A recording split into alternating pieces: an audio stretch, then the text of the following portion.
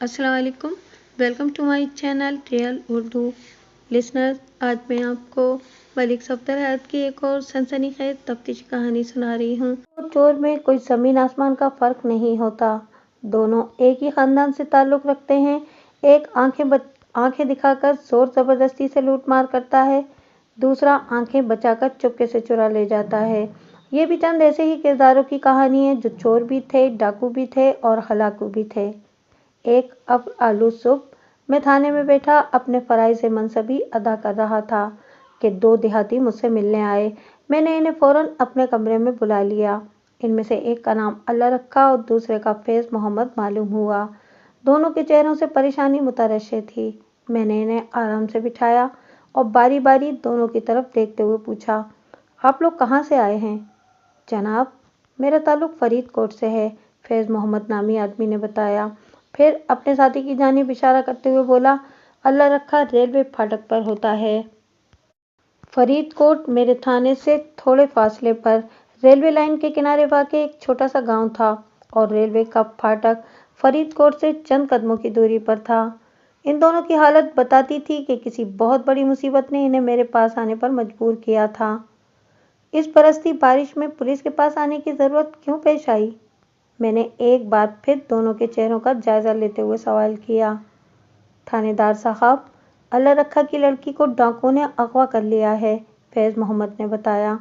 मैं सीधा होकर बैठ गया और पूछा, ये कब का वाक़या है? पिछली रात का जी, इस मरतबा अल्लाह रखा ने जवाब दिया। कोई आधी रात के वक्त दो डाकू हमारे कमरे में घुस आए। उन्होंने वहाँ मौजूद हर शे को उलट पुलट कर रख दिया। ये बात साफ नज़र आ रही थी कि इन्हें हमारे क्वार्टर में किसी ख़ास चीज़ की तलाश थी।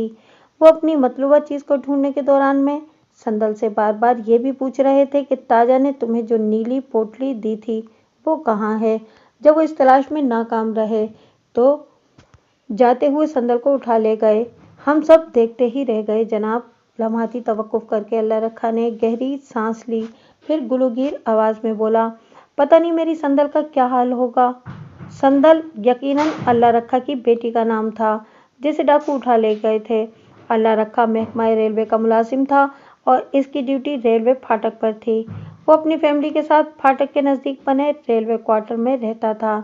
सब लोग उसे फाटक वाला कहते थे। तुम्हारे क्वार्टर में कुल कितने अफराद रहते हैं? मैंने गहरी संजीदगी से पूछा। मैं, मेरी बीवी सलमा, संदल और उसका छोटा बेटा सुल्तान, उसने बताया। और संदल को डाकू उठा ले गए हैं। जब डाकू तुम्हारी बेटी को उठा रहे थे तुम लोगों ने मज़ाहमत नहीं की? मज़ाहमत क्या करते सरकार, वो बेबसी से बोला। वो दोनों मुसल्लह थे। उन्होंने हमें ख़तरनाक बंदूकों के निशाने पर रखकर ये कार्रवाई की है। अगर वो डाकू तुम्हारे सामने लाए जाएं तो तुम इन्हें पहचान लोगे? मैंने अल्लाह रखा की आंखों में देखते हुए एक अहम सवाल किया। नहीं जनाब, वो नफ़ी में गर्दन हिलाते हुए बोला। इन दोनों ने अपने चेहरों को छुपाने के लिए ढाटे बांधे हुए थे। ये ताजा कौन है? मैंने सनसनाते हुए लहजे में सवाल किया। और नीली पोटली का क्या किस्सा है? आप मुझसे बड़ी से बड़ी कसम ले लें जनाब, वो मिन्नतरेज़ लहजे में बोला। मैं ना तो किसी ताजा को जानता हूँ और ना ही नीली पोटली के बारे में मुझे कुछ पता है। लेकिन मैंने एक एक लफ्ज़ पर जोर देते हुए कहा, इन डाकुओं ने बड़ी शिद्दत के साथ तुम्हारी बेटी से पूछा था कि ताजा ने तुम्हें जो नीली पोटली दी थी वो कहाँ है। पूछा था कि नहीं? जी बिल्कुल पूछा था, वो इस बात में सर हिलाते हुए बोला। न सिर्फ पूछा था बल्कि इस मनहूस पोटली की तलाश में हमारे क्वार्टर की हर शे ऊपर नीचे कर दी थी। इससे जाहिर होता है, मैंने सोच में डूबे हुए लहजे में कहा, तुम्हारी बेटी संदल किसी ताजा नामी बंदे को अच्छी तरह जानती है। ये भी तो हो सकता है जनाब कि डाकुओं को शदीद किस्म की गलतफहमी हो गई हो। अल्लाह रखा का साथी फैज़ मोहम्मद ठहरे हुए लहजे में बोला। हाँ, ऐसा हो सकता है। मैंने सर को अस्बाती जुम्बिश दी, मगर इसके इम्कानात 1% से ज़्यादा नहीं। डाकुओं ने पिछली रात जिस सरगर्मी से वहाँ कार्रवाई की है और नीली पोटली बाजियाब न होने पर वो संदल को उठा के ले गए थे, इससे ये साबित होता है कि इन्हें यकीन था किसी ताजा ने संदल को कोई नीली पोटली दी थी। आप संदल को डाकुओं के कब्जे से निकालें तो फिर ही हकीकत खुलकर सामने आएगी। अल्लाह रखा भीगी हुई आवाज़ में बोला। अभी तुमने थोड़ी देर पहले मुझे बताया है कि तुम दोनों मियाँ बीवी के अलावा संदल और उसका बेटा सुल्तान भी तुम्हारे साथ रहता है। میں نے معاملے کے ایک اہم پہلو کی جانب اشارہ کرتے ہوئے سوال کیا، کیا سندل تم لوگوں سے ملنے آئی ہوئی تھی یا وہ مستقل طور پر ادھر ہی رہتی تھی؟ جی وہ پچھلے 1 سال سے ہمارے پاس ہی رہ رہی ہے، وہ دکھی لہجے میں بولا۔ کیوں؟ اس کا گھر والا کہاں ہے؟ نیاز علی نے 1 سال پہلے سندل کو طلاق دے دی تھی، اللہ رکھا نے بتایا، جب سے وہ ہمارے پاس ہی ہے۔ اوہ، میں نے ایک گہری سانس خارج کی اور پوچھا، اس طلاق کا کوئی خاص سبب تھا؟ ساس بہو کے اختلافات، اس نے جواب دیا۔ سندل کی اپنی ساس فضیلت سے ایک دن نہیں بنی تھی، 2-3 سال لڑائی جھگڑے میں گزر گئے اور پھر کوئی 1 سال پہلے فضیلت سندل کو طلاق دلوانے میں کامیاب ہو ہی گئی۔ نیاز علی کے سندل کے ساتھ کیسے تعلقات تھے؟ نہ اچھے اور نہ برے، وہ عجیب سے لہجے میں بولا۔ نیاز اپنی ماں کی بہت سنتا تھا، اگر اس میں ذرا سی بھی عقل ہوتی تو وہ سندل کو طلاق دے کر اپنے گھر سے نہ نکالتا، لیکن وہی بات ہے کہ وہ ماں کی بات کو ٹال نہیں سکتا تھا۔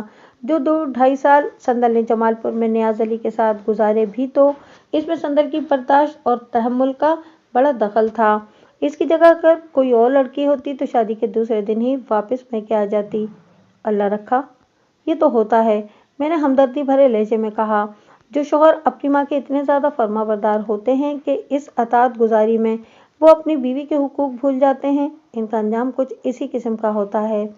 نیاز علی تو اتنا بے حس و پتھر دل نکلا ہے کہ اس نے 1 سال میں اسے اپنے بیٹے کی بھی یاد نہیں آئی، وہ کڑوے انداز میں بولا۔ طلاق کے وقت بھی اس نے جھوٹے منہ بھی ایک بار یہ نہیں کہا تھا کہ وہ سلطان کو اپنے پاس رکھے گا۔ ہاں، بعض لوگ ایسے ہی شقی القلب ہوتے ہیں، میں نے سرسری انداز میں کہا۔ پھر پوچھا، رات والی کارروائی میں کہیں نیاز علی کا ہاتھ تو نہیں؟ میرا نہیں خیال کہ اس اغوا میں نیاز علی کا ہاتھ ہوگا، وہ ٹھہرے ہوئے لہجے میں بولا۔ باقی آپ کی تفتیش ہی سے صحیح صورتحال کا پتہ چلے گا۔ تفتیش؟ میں نے گمبھیر انداز میں کہا۔ پھر پوچھا کہ تم لوگ تھانے کیسے پہنچے ہو؟ میرا مطلب ہے کہ کس سواری سے؟ جی ہم ٹانگے میں بیٹھ کر آئے ہیں، فیض محمد نے جواب دیا۔ ٹانگا چھوڑ دیا یا باہر کھڑا ہے جناب؟ میری بات مکمل ہونے سے پہلے ہی اللہ رکھا بول اٹھا، ہم اسی میں واپس جائیں گے۔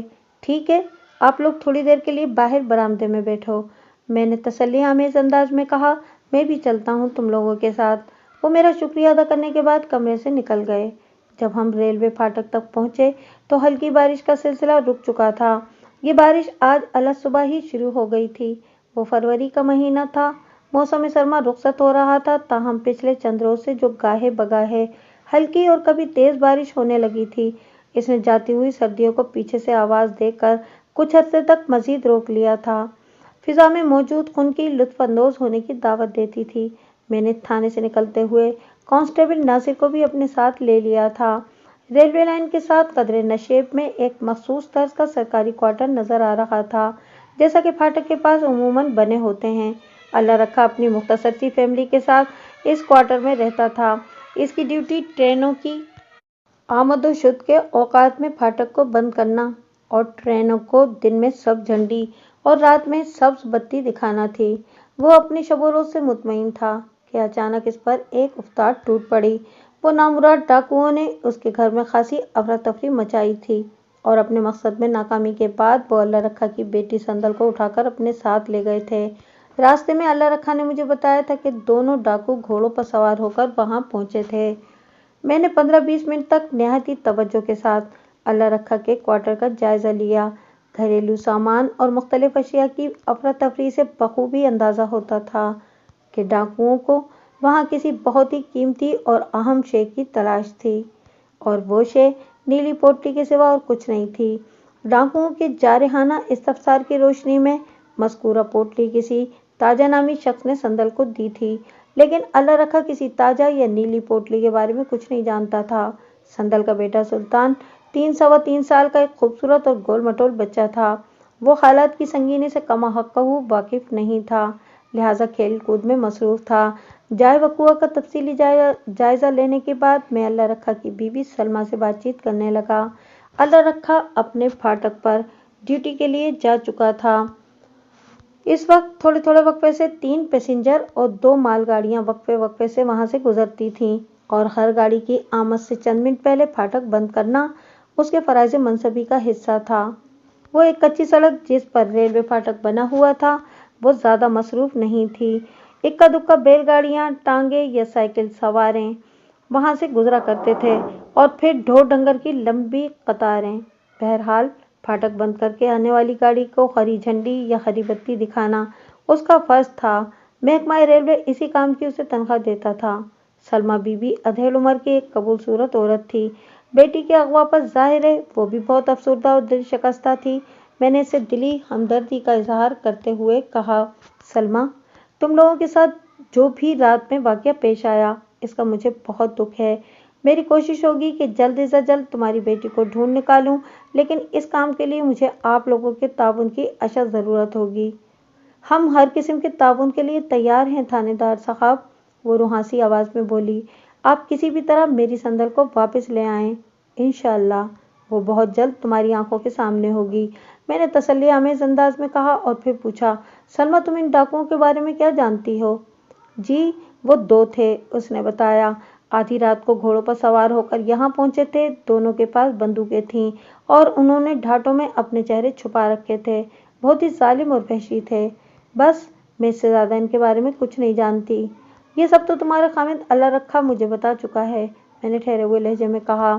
मैं इन डाकुओं की शनाख्त के बारे में जानना चाहता हूँ ताकि इन तक पहुँचने में मुझे आसानी हासिल हो। नहीं जी, वो नफ़ी में गर्दन हिलाते हुए बोली, ऐसी तो कोई बात हमें पता नहीं। अल्लाह रखा ने मुझे जो हालात बताए हैं इनसे तो यही अंदाज़ा होता है कि वो डाकू तुम्हारी बेटी संदल को अच्छी तरह जानते थे। मैंने सलमा की आंखों में देखते हुए सवाल किया। उन्होंने किसी ताज़ा और नीली पोटली का भी जिक्र किया था। इनके मुताबिक इन्हें किसी नीली पोटली की तलाश थी जो ताज़ा ने संदल को दी थी। जी, आप ठीक कह रहे हैं, सलमा ने इस्बात में गर्दन हिलाई। जब संदल ने इनके सवाल का जवाब नहीं दिया और नीली पोटली से अपनी लाइल्मी का इजहार किया तो उन्होंने इस पोटली की तलाश में हमारा पूरा घर उलट कर रख दिया। आपने हमारे सामान की हालत देखी है ना? हाँ, देखी है, मैंने ताइदी अंदाज में गर्दन हिलाई। इस अफरा तफरी से ये भी पता चलता है कि वो नीली पोटली इनके लिए बहुत अहमियत की हामिल थी। जब वो पोटली को तलाश करने में नाकाम रहे तो तुम्हारी बेटी को उठा ले गए। जी, वो नामुराद मेरी संदल को उठा ले गए, वो गुलूगीर आवाज़ में बोली। वो लोग जाते हुए आपको कोई धमकी वगैरह भी देकर गए थे? मैंने पूछा। नहीं जी, हमें तो कोई धमकी नहीं दी, पर क्या? वो बोलते बोलते रुकी तो मैंने फौरन पूछ लिया। जनाब, जब वो संदल को घोड़े पर लाद रहे थे तो इनमें से एक ने कहा था, वो वजाहत करते हुए बोली, हमारे पास इतना टाइम नहीं कि यहाँ बैठकर तुमसे सवाल जवाब करें। ताजा के पास पहुंचकर खुद ही तुम्हारी जबान खुल जाएगी। सलमा की जबान से ये एक अहम इंकिशाफ हुआ था। मैंने इस्तिरारी लहजे में इस्तफसार किया। इससे तो यही जाहिर होता है कि डाकू संदल को ताजा के पास लेकर गए हैं। सोना रवि बेहतर जानता है जी, वो आसमान की तरफ देखते हुए बोली। हमने तो ताजा का नाम पहली बार डाकुओं की जबान से सुना है। पता नहीं बैठे बिठाए हम किस मुसीबत में फंस गए हैं। एक बात तो तय है सलमा बीवी, मैंने उसकी आंखों में देखते हुए गहरी संजीदगी से कहा, आप लोगों को पता हो या ना हो, लेकिन संदल जरूर किसी ताजा को जानती है। किसी गलतफहमी की बिना पर वो लोग आधी रात को ऐसी कार्रवाई नहीं कर सकते। और जहां तक इस नीली पोटली का ताल्लुक है तो मैंने लम्हाती तवक्कुफ करके एक गहरी सांस खारिज की और फिर इजाफा करते हुए कहा, वो भी कोई फर्जी कहानी नहीं। संदल जानती हो या नहीं जानती हो, मगर नीली पोटली का अपना एक वजूद ज़रूर है जो डाकुओं के मुताबिक ताजा ने संदल को दी थी। मेरी तो कुछ समझ में नहीं आ रहा थानेदार साहब कि ये क्या चक्कर है, वो बेबसी से बोली। सब चक्कर समझ में आ जाएगा अगर ताजा का सुराग मिल जाए तो, मैंने सोच में डूबे हुए लहजे में कहा। अपने जहन पर जोर दो सलमा बीवी, ताजा तक पहुंचे बगैर तुम्हारी बेटी सलमा को वापस नहीं लाया जा सकता। जहन पर क्या जोर दूं जी, वो परेशानी से बोली। ये नाम पहले कभी सुना ही नहीं। मैंने संदल के ससुराल के हवाले से भी घुमा फिरा कर मुख्तलिफ सवालात किए, लेकिन काम की कोई बात सामने ना आ सकी। सलमा का ख्याल भी अल्लाह रखा के जहन की अक्कासी करता था कि गुज़िश्ता रात वाले अफसोसनाक वाक़ये में संदल के साबिक शौहर नियाज़ अली या उसके घर वालों का कोई हाथ नहीं हो सकता था। जिस वक्त डाकुओं ने तुम्हारे क्वार्टर पर यलगार की, तुम लोगों ने चीखने चिल्लाने या लोगों को मदद के लिए पुकारने की कोशिश क्यों नहीं की थी? मैंने पूछा। पहली बात तो ये जनाब कि हम मुसल्लह डाकुओं को देखकर दहशत में आ गए थे, उसने जवाब दिया। और अगर हम चीख पुकार कर किसी को मदद के लिए पुकारते भी तो कौन आता? आप देख रहे हैं ना, यहाँ करीब में कोई आबादी वगैरह भी तो नहीं। इसकी बात में अच्छा खासा वजन था। आजकल की तरह उस जमाने में शहरी या देही आबादी में इस कदर फैलाव नहीं आया था। मैं इस वक्त जिस रेलवे फाटक पर खड़ा था वहां से नजदीक तरीन आबादी मौजा फरीदकोट थी, जो अल्लाह रखा के क्वार्टर से लगभग आधे मील के फासले पर वाक़ थी। फैज मोहम्मद का ताल्लुक मौजा फरीदकोट ही से था, जो अल्लाह रखा के साथ इस अफसोसनाक वाक़े की रिपोर्ट दर्ज कराने थाने पहुंचा था। मैंने सलमा से पूछा, रात को जिस वक्त डाकू यहाँ कार्रवाई कर रहे थे, संदर का बेटा कहाँ था? क्या ये सारा तमाशा इस मासूम बच्चे ने अपनी आंखों से देखा था? सुल्तान इस वक्त सो रहा था, उसने जवाब दिया। इसने कुछ भी नहीं देखा, वरना इसे संभालना मुश्किल हो जाता। ये संदल को न पाकर खासा उदास तो है, लेकिन अभी तक इसने हंगामा मचाने की कोशिश नहीं की। तुम्हें बड़ी तवज्जो से इसका ख्याल रखना होगा, मैंने गंभीर अंदाज में कहा। ये मचल गया तो तुम्हारे लिए बड़ी मुश्किल पेश आ जाएगी। मुझे यकीन है मैं इसे संभाल लूंगी, वो बड़े एतमाद से बोली। ये पिछले 1 साल से मेरी ही गोद में पल रहा है। संदल इसकी माँ जरूर है, लेकिन इसका ज्यादातर वक्त मेरे पास ही गुजरता है।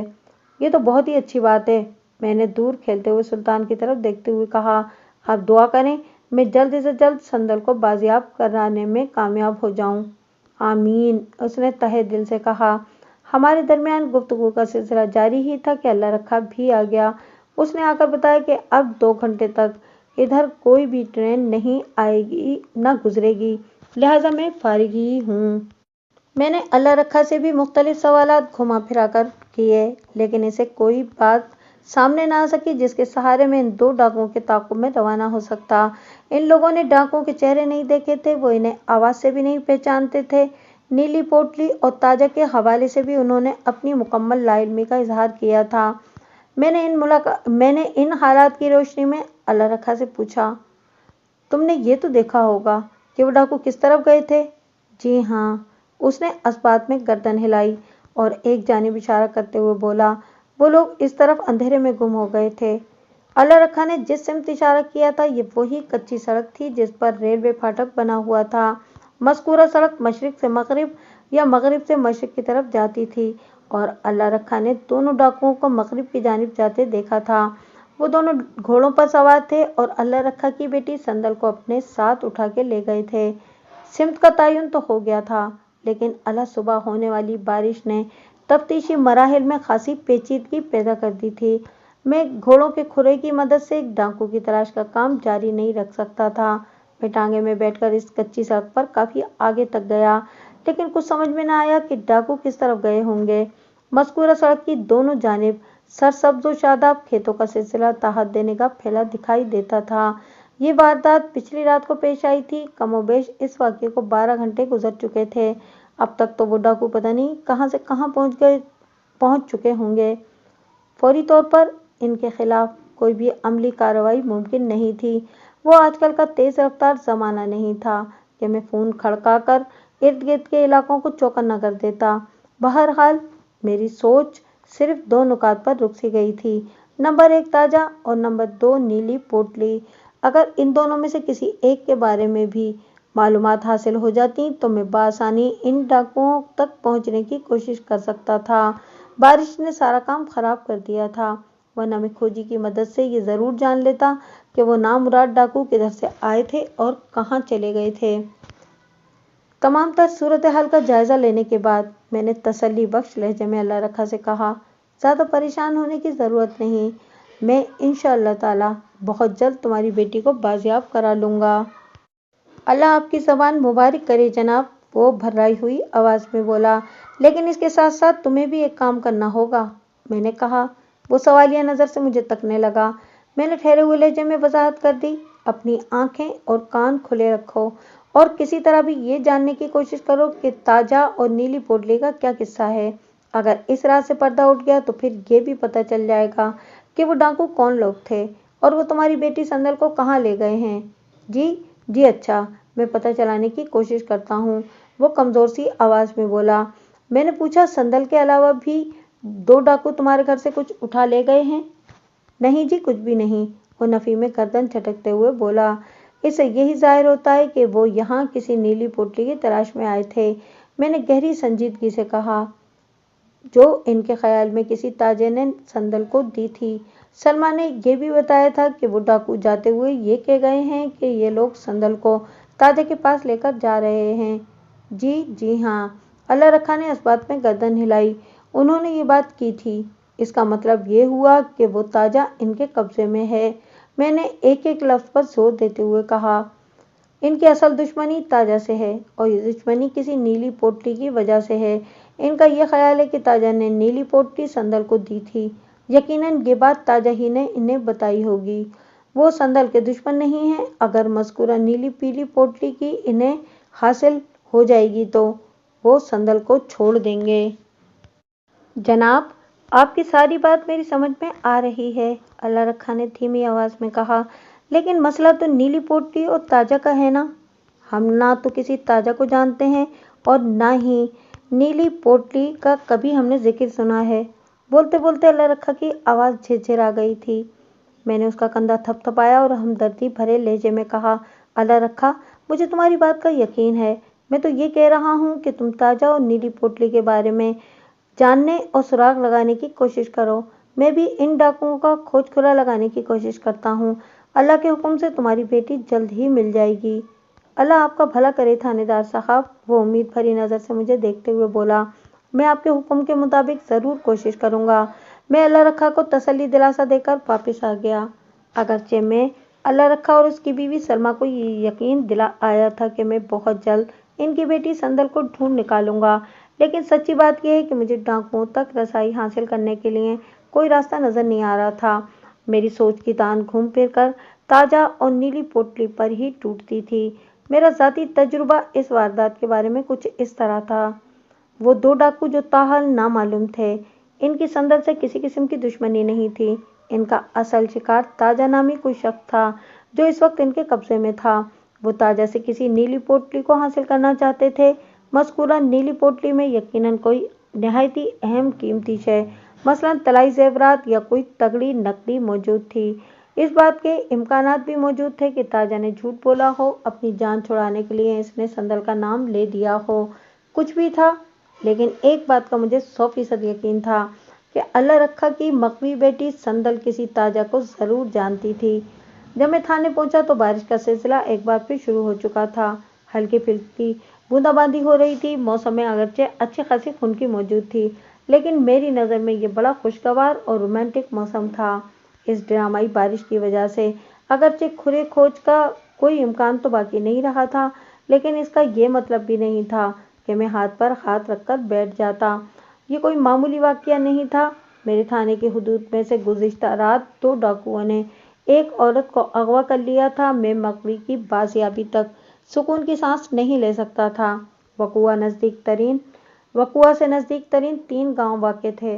निस्फ मील शुमाल में रेलवे की पटरी के साथ मौजा फरीदकोट, मशरिक में कच्चे रास्ते के किनारे रेलवे फाटक से लगभग 2 मील के फासले पर मौजा शाहपुर और मगरबी सिमत 3 मील की दूरी पर जमालपुर वही गांव था जहां संदल कभी ब्याह कर गई थी और फिर 1 साल पहले तलाक लेकर वापस आ गई थी।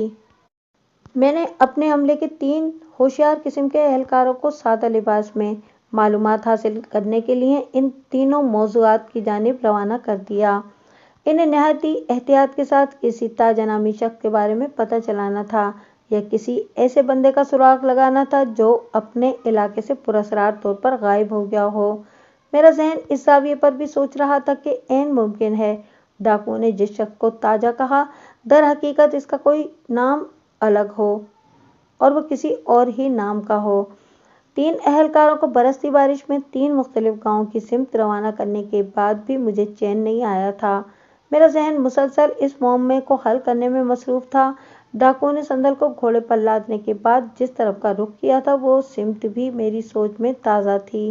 ये वो कच्चा रास्ता या कच्ची सड़क थी जो खेतों के बीचों बीच मशरिक से मगरिब की जानिब चली जा रही थी और इंतहाई मगरिब में जाकर ये कच्ची सड़क चकचौवन नामी एक गांव की ज़मीन पर ख़त्म हो जाती थी। ताहम चकचू जाए वकुआ से लगभग 20 मील के फासले पर वाक़ था। इस बात के ज़्यादा इम्कानात नहीं थे कि डाकू संदल को चकचून लेकर गए हों। मेरे अंदाजे के मुताबिक उन्होंने बीच में कहीं अपना रास्ता तब्दील कर लिया होगा क्योंकि एक डाकू का ये कहना कि वो संदल से बाकी की पूछताछ ताजे के सामने करेंगे, इस अमर का सबूत फराहम करता था कि ताजे को उन्होंने जाय वकुआ से ज्यादा फासले पर नहीं रखा होगा। यहाँ पर एक बात का खास तौर पर जिक्र करना जरूरी समझता हूँ कि चकचून एक सरहदी गांव था। इसकी दूसरी जानिब दूसरे जिले की हदूद शुरू हो जाती थी। मेरा कभी चकचून जाना तो नहीं हुआ था। ये गांव मेरे थाने की हदूद में भी नहीं आता था। अलबत्ता ये बात मेरे इल्म में थी कि चकचून में चौधरी हयातुल्लाह की अमलदारी थी। जहां मैंने अपने थाने की हदूद की इतनी ज़्यादा तफसीलात बयान कर दी हैं, वहां ये भी बताता चलूं कि इस कच्चे रास्ते के मुतवाज़ी जुनूब मशरिक से शुमाल मगरिब की सिमत एक नहर भी रवां दवां थी। ये कच्ची सड़क मशरिक में नहर से ज़रा हटकर थी, लेकिन मगरिब में आगे जाकर नहर के ऊपर से गुजरकर कदरे तिरछी होकर सरहदी गांव तक चली गई थी। गोया इस पुल के बाद शहर नहर और कच्ची सड़क के दरमियान फासला बतदरीज बढ़ता चला गया था। जाय वकुआ पर यानी रेलवे फाटक के मकाम पर नहर और कच्ची सड़क में कमोबेश एक फर्लांग का फासला हायल था। जाय वकुआ से लगभग 3 मील आगे जाकर एक पुल की मदद से सड़क नहर के ऊपर से गुजर जाती थी। मेरा ख्याल है कि इस तफसील के बाद इस इलाके का नक्शा आपके जहन में महफूज हो गया होगा। दोपहर के बाद बारिश एक मरतबा फिर रुक सी गई। बहुत ही हल्की फुल्की फुहार पड़ रही थी। मैं अपने कमरे से निकलकर थाने के अहाते में टहलने लगा। इस दौरान में मेरा जहन मुसलसल संदल के अगवा के बारे में ही सोच रहा था। शाम से थोड़ी देर पहले 2 अहलकार वापस आ गए, जिसे मैंने ताजे की तलाश में फरीदकोट भेजा था। मज़कूरा अहलकार ने मुझे जो रिपोर्ट दी, इसके मुताबिक फरीदकोट में ताजा नामी कोई शख्स रिहाइश पजीर नहीं था। कांस्टेबल ने मुझे ये भी बताया कि फरीदकोट में रहने वाले अफराद में से कोई कम भी नहीं था। वहाँ सब अमनो अमान चल रहा था। अलबत्ता संदल के अगवा वाली बात से पूरा फरीदकोट आगाह हो चुका था। मेरे लिए ये कोई अचंभे की बात नहीं थी, क्योंकि आज सुबह अल्लाह रखा कि हमरा जो शख्स संदल के अगवा की रिपोर्ट दर्ज कराने आया था, उसका ताल्लुक मौजा फरीदकोट ही से था। अगली सुबह बड़ी चमकीली मगर खुशगवार थी। आज आसमान पर दूर दूर तक बादलों का नामो निशान दिखाई नहीं दे रहा था। मैं अपने कमरे में आकर बैठा ही था कि शाहपुर जाने वाला कांस्टेबल लौट आया। वो अपने साथ वहां के एक रिहायशी कबीर अहमद को भी लेकर आया था। मैंने फौरन दोनों को अपने पास बुला लिया। कांस्टेबल ने मुझे जो तफसीलात बताई, इनके मुताबिक कबीर अहमद का बेटा पिछले 2 दिन से गायब था। अलबत्ता ताजा के बारे में शाहपुर से भी कोई सुनगुन नहीं मिल सकी थी। कबीर अहमद की उम्र 45 और 50 के दरमियान नजर आती थी। वो पस्ता कामत और दोहरे बदन का मालिक था, जिसके कंधे मामूली से ऊपर को उठे हुए थे। मैंने कांस्टेबल को बाहर जाने का इशारा किया और गंभीर अंदाज में कबीर अहमद की जानिब मुतवज्जा हो गया। तुम्हारे बेटे का नाम क्या है कबीर अहमद? मैंने उसकी आंखों में देखते हुए सवाल किया। असलम जी, उसने जवाब दिया, लेकिन सब उसे अच्छू कहते हैं जनाब। वो मेरे बुढ़ापे का सहारा था, पता नहीं कहाँ चला गया। बोलते बोलते उसकी आंखों में आंसू आ गए और आवाज़ रुंध गई। वो 2 दिन से गायब है। मैंने कबीर अहमद की आंखों में देखते हुए कहा। तुमने अभी तक उसकी गुमशुदगी की रिपोर्ट दर्ज क्यों नहीं कराई? 1 आध दिन के लिए तो वो पहले भी इधर उधर हो जाया करता था, उसने बताया, इसलिए मैंने इसकी ज़्यादा परवाह नहीं की। पर अब तो 2 दिन हो गए हैं। कबीर अहमद, तुमने थोड़ी देर पहले बताया है कि अच्छू तुम्हारे बुढ़ापे का सहारा है। मैंने कहा, क्या इसके अलावा तुम्हारी कोई औलाद नहीं? जी नहीं, उन्होंने नफ़ी में सर हिलाते हुए कहा। हम दोनों ही इधर शाहपुर में एक साथ रहते हैं। और तुम्हारी बीवी वगैरह? मैंने उसकी तरफ देखते हुए सवालिया अंदाज में कहा। जनाब, मैंने तो शादी ही नहीं की। वो बेसाख्ता बोल उठा। क्या मतलब? मैंने चौंक कर उसकी तरफ देखा। जब शादी नहीं की तो बेटा कहाँ से आ गया? वो जी, वो मेरा बनाया हुआ बेटा है। बनाया हुआ? मतलब मुंह बोला? जी हाँ, उसने अस्बात में गर्दन हिलाई। गोया तुमने अपने किसी रिश्तेदार की औलाद को बेटा बनाया हुआ है। मैंने ठहरे हुए लहजे में कहा। तुम्हें इसके वालिदैन से जाकर पूछना चाहिए था। हो सकता है कि पिछले 2 दिन से वो अपने सगे माँ बाप के पास हो। नहीं जी, ऐसा नहीं हो सकता, वो खासी फिक्रमंदी से बोला। इसका कोई अजीज रिश्तेदार और इस दुनिया में मौजूद नहीं है। ओ, मैंने एक गहरी सांस खारिज की और पूछा, कबीर अहमद, वो तुम्हारे हत्थे कैसे चढ़ गया था? जनाब, ये कोई 1 साल पहले की बात है। वो वजाहत करते हुए बोला, शाहपुर में हर साल मेला लगता है। वो मुझे मेले में मिला था। जल्दी वो मेरे बहुत करीब आ गया। हमारे दरमियान अच्छी खासी हम आंगी हो गई। इसके पास हुनर था मगर रहने का कोई ठिकाना नहीं था। मेरे पास ठिकाना था। शाहपुर में एक छोटा सा घर है मगर कोई मुस्तकिल आमदनी का जरिया नहीं। अच्छू ने मुझसे कहा कि अगर मैं इसे अपने घर रिहाइश की जगह दे दूं तो वो मुझे रिजिक रोजगार से बिल्कुल बेनियाज कर देगा। कमाएगा और कमाएगा वो और खाएंगे हम दोनों। मैंने एक गहरी सांस खारिज करते हुए कहा, अच्छू के पास कमाई का ऐसा कौन सा हुनर था? थानेदार साहब, वो समोसे, पकौड़े और आलू लड्डू खटाई वाले बनाने का माहिर है, कबीर अहमद ने बताया। वो सुबह छाबड़ी लेकर घर से निकल जाता था और दिन ढलने पर वापस आता था। आसपास के गांव देहात में घूम फिर कर अपना तैयार करदा सामान बेचता था। वो यहाँ आपके इलाके तक भी आता है। अच्छू को पैदल चलने का बहुत शौक है। ठीक है कबीर अहमद, मैंने गहरी संजीदगी से कहा, तुम 2 मील का सफर तय करके मेरे पास आए हो। मैं अच्छू की गुमशुदगी की रिपोर्ट दर्ज कर लेता हूँ। तुम मुतमईन होकर वापस जाओ। मैं जल्द से जल्द इसे ढूंढ निकालने की कोशिश करूंगा। आप जरूर अच्छू की गुमशुदगी की रिपोर्ट दर्ज करें थानेदार साहब। वो मेरे कमरे में इधर उधर देखते हुए बोला, लेकिन अभी मैं आपके पास एक खास मकसद से आया हूँ। इसकी आंखों, चेहरे के तासुरात से जाहिर होता था कि इसके जहन में अच्छू की गुमशुदगी से भी ज्यादा कोई अहम चीज मौजूद थी। मैंने आंखें सुकेड़ कर उसकी तरफ देखा और पूछा, कौन सा खास मकसद कबीर अहमद? आपका जो आदमी किसी ताजा की तलाश में शाहपुर गया था, मैंने उसे भी अपने मकसद के बारे में कुछ नहीं बताया। वो निहायत ही राजदारी से बोला, सुना है यहाँ फाटक वाले की लड़की को डाकुओं ने अगवा कर लिया है। तुमने बिल्कुल ठीक सुना है कबीर अहमद, मैंने इस बात में गर्दन हिलाई। अल्लाह रखा की बेटी संदल को चंद डाकुओं ने वाकई अगवा कर लिया है और मेरे अंदाजे के मुताबिक ताजा जानता है कि संदल को क्यों अगवा किया गया है। वो लम्हाती तवक्कुफ करके उसने गहरी सांस ली, फिर इजाफा करते हुए, मैंने उसे संदल के अगवा की तफसीलात से आगाह किया। पूरी तवज्जो से उसने मेरी बात सुनी और मेरे खामोश होने पर बोला, ये तो बहुत बुरा हुआ जनाब। हाँ वाकई बहुत बुरा हुआ। मैंने ताइदी अंदाज में गर्दन हिलाई, फिर पूछा, तुमने अभी तक अपने मकसद की वजाहत नहीं की। क्या तुम्हारे पास ताजा या संदल के हवाले से कुछ मालूमात हैं? मैं यकीन से तो कुछ नहीं कह सकता थानेदार साहब। वो अपनी जेब में हाथ डालते हुए बोला, मैं आपको एक चीज दिखाता हूँ जी। थोड़ी ही देर के बाद कबीर अहमद ने पोस्ट कार्ड साइज की एक तस्वीर निकालकर मेरी जानिब बढ़ा दी। मैंने मज़कूरा तस्वीर उसके हाथ से ली और उस पर नजर जमा दी। वो 25 से 30 साल तक की एक औरत की तस्वीर थी। मैंने निगाह उठाकर कबीर अहमद की तरफ देखा और पूछा, कौन है ये? मैं इस औरत को बिल्कुल नहीं जानता, वो सपाट आवाज में बोला। ये तस्वीर तुम्हें कहाँ से मिली? मैंने पूछा, और मुझे दिखाने का आखिर मकसद क्या है? मेरा ख्याल है कि आप इस तस्वीर की मदद से अच्छू को तलाश कर सकते हैं। वो गहरी संजीदगी से बोला, ये मुझे अच्छू के सामान से मिली है। ओह, मैंने एक बोझल सांस खारिज की। इसका मतलब है कि तुम्हारा अच्छू इस औरत के साथ प्यार की पींगें बढ़ा रहा था। कहीं ऐसा तो नहीं कि वो इस औरत को भगा के ले गया हो? मुझे भी इसी चीज का खदशा है जनाब, वो सनसनीखेज लहजे में बोला, लेकिन इस बात का मुझे यकीन है, ये औरत शाहपुर की रहने वाली नहीं।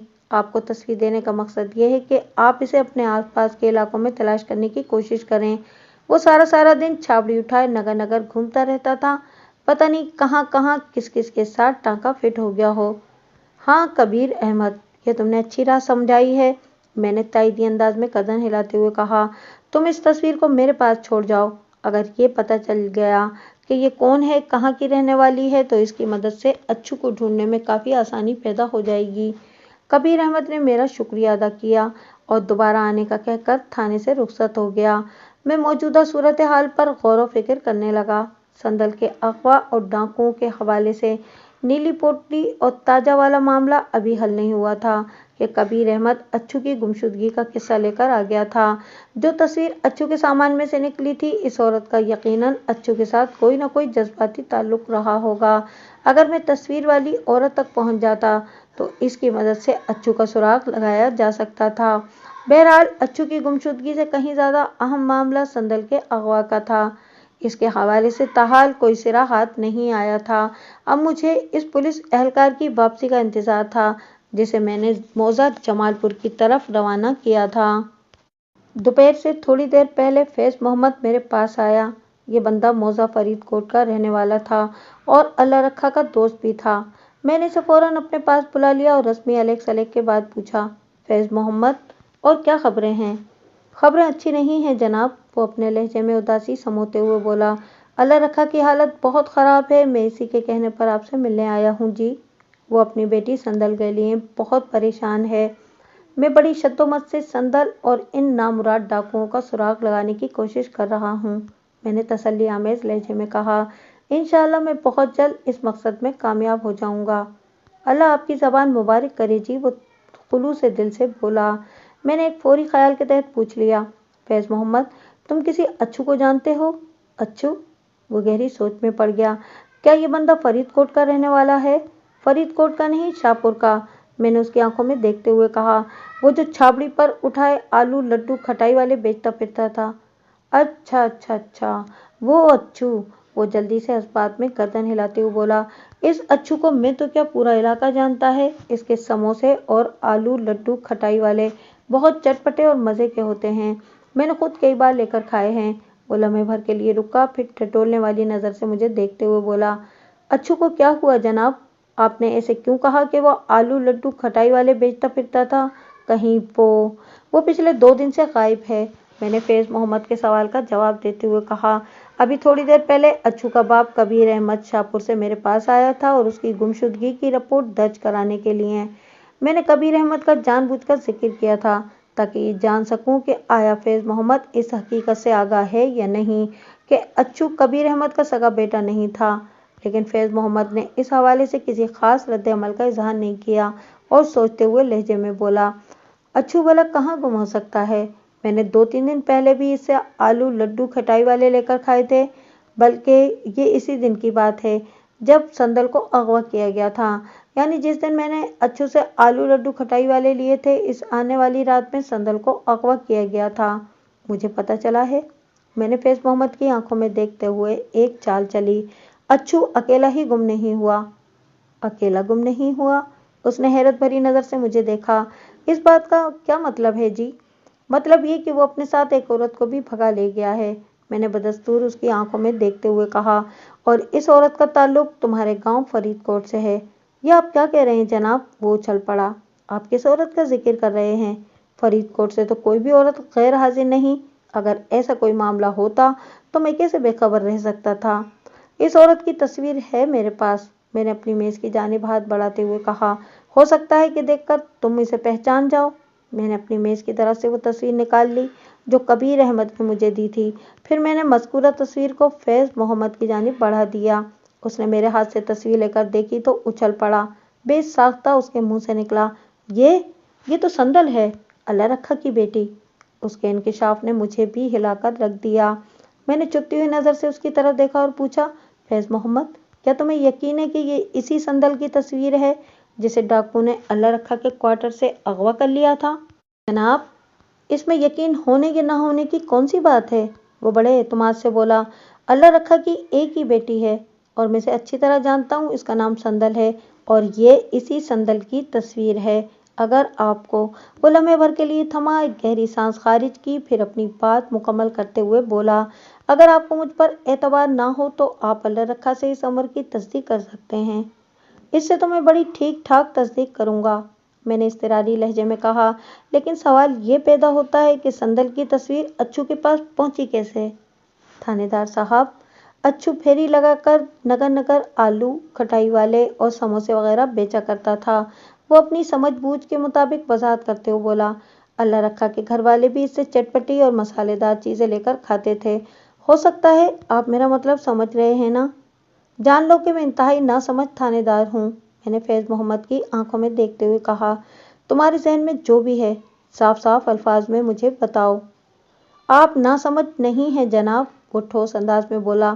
بہرحال میرے کہنے کا مطلب یہ ہے جی کہ ہو سکتا ہے اچھو اور سندل میں کسی قسم کا ربط ضبط پیدا ہو گیا ہو اور سندل نے اپنی تصویر خود اسے دی ہو۔ آپ یہ تو جانتے ہیں نا کہ 1.5 سال پہلے سندل کی طلاق ہو گئی تھی۔ میں نے 1-2 بار سندل اور اچھو کو کھڑے باتیں کرتے ہوئے بھی دیکھا تھا، عین ممکن ہے کہ ان کے بیچ پیار محبت کا کوئی سلسلہ چل نکلا ہو۔ فیض محمد کی بات میں اچھا خاصا وزن تھا۔ ایسا ہو جاتا ऐसा होना ऐन फितरी बात थी। संदल ने एक मर्द की सोबत में शादीशुदा जिंदगी के चंद साल गुजारे थे। अगर उसका रुझान अच्छू की तरफ हो गया था तो इसमें अचंभे वाली कोई बात नहीं थी। मैंने आवाज देकर एक कांस्टेबल को अपने पास बुलाया। जब वो मेरे सामने पहुंचकर बाअदब बामुलाहिजा होशियार खड़ा हो गया तो मैंने तहकमान अंदाज में कहा, वो जो फाटक वाला अल्लाह रखा है ना, इसे बुला लाओ। जो हुक्म मलिक साहब, कांस्टेबल ने फर्माबरदारी से कहा। और सुनो, वो जाने लगा तो मैंने कहा। वो रुक गया और सवालिया नजर से मुझे तकने लगा। मैंने कहा कि इससे पूछ लेना कि गाड़ियों वगैरह की आमद की क्या औकात हैं। अगर अभी इसका वहां से हिलना मुमकिन ना हो तो इससे कहना कि शाम से पहले किसी भी वक्त थाने आकर मुझसे मिल ले। जी बहुत बेहतर। ये कहकर कांस्टेबल कमरे से निकल गया। फैज मोहम्मद मुझसे मुखातिब होते हुए बोला, थानेदार साहब, इस वक्त अल्लाह रखा फारिग ही होगा। अब 2 बजे से पहले कोई ट्रेन इधर से नहीं गुजरेगी। मैंने रेस्ट वॉच पर निगाह डाली। 2 बजने में अभी 2.25 घंटे बाकी थे। इसका मतलब था कि अल्लाह रखा बासानी थाने का चक्कर लगाकर वापस अपनी ड्यूटी पर जा सकता था। मैंने फैज मोहम्मद की तरफ देखते हुए संजीदा लहजे में पूछा, मुझे इस इलाके में तैनात हुए ज्यादा अरसा नहीं हुआ, लेकिन तुम तो सदा से यहीं के रहने वाले हो। क्या यहाँ पहले भी डाकुओं ने इस किस्म की कोई वारदात की है जैसी अल्लाह रखा के घर में हुई है? नहीं जनाब, वो नफी में गर्दन हिलाते हुए बोला। फरीदकोट और आसपास के गांव में कभी डकैती या अगवा की वारदात नहीं हुई। तुम फरीदकोट के गिरदोनवा में पाए जाने वाले गांव देहात में भी अक्सर जाते होगे। मैंने एक खास मकसद की खातिर सवाल किया और वहां पर रहने वाले लोगों से भी अच्छी तरह वाकिफ होगे। सारे गांव तो देखे भाले हैं जनाब, वो ठहरे हुए लहजे में बोला, लेकिन वहां बसने वाले तमाम लोगों से वाकफियत का दावा नहीं कर सकता। शाहपुर तो जाना होता है ना? मैंने फैज मोहम्मद की आंखों में देखते हुए कहा। मैं आलू लड्डू खटाई वाला अच्छू के गांव की बात कर रहा हूँ। जी बिल्कुल, वहां तो जाना होता है, उसने मुतज़ब्ज़ब लहजे में जवाब दिया। फिर मुझ से सवाल कर दिया, अगर मैं गलती नहीं कर रहा जनाब तो आप अच्छू के बारे में मुझसे कोई खास बात पूछना चाहते हैं। तुम्हारा अंदाजा बिल्कुल दुरुस्त है फैज मोहम्मद। मैंने इस बात में गर्दन हिलाई और फिर पूछा, तुम अच्छू को कब से जानते हो? यही कोई साल भर पहले से, उसने बताया। और इसके बाप कबीर अहमद को? जी मैं समझा नहीं। वो उलझनज़दा अंदाज में मुझे देखने लगा। आप मुझसे क्या पूछना चाहते हैं? यही कि अच्छू के बाप कबीर अहमद को कब से जानते हो? मैंने वजाहत करते हुए कहा। इस बंदे से तो मेरा कभी वास्ता नहीं रहा जनाब, उसने बताया, इसलिए जानने का दावा नहीं कर सकता। 2-4 बार देखा है इसे।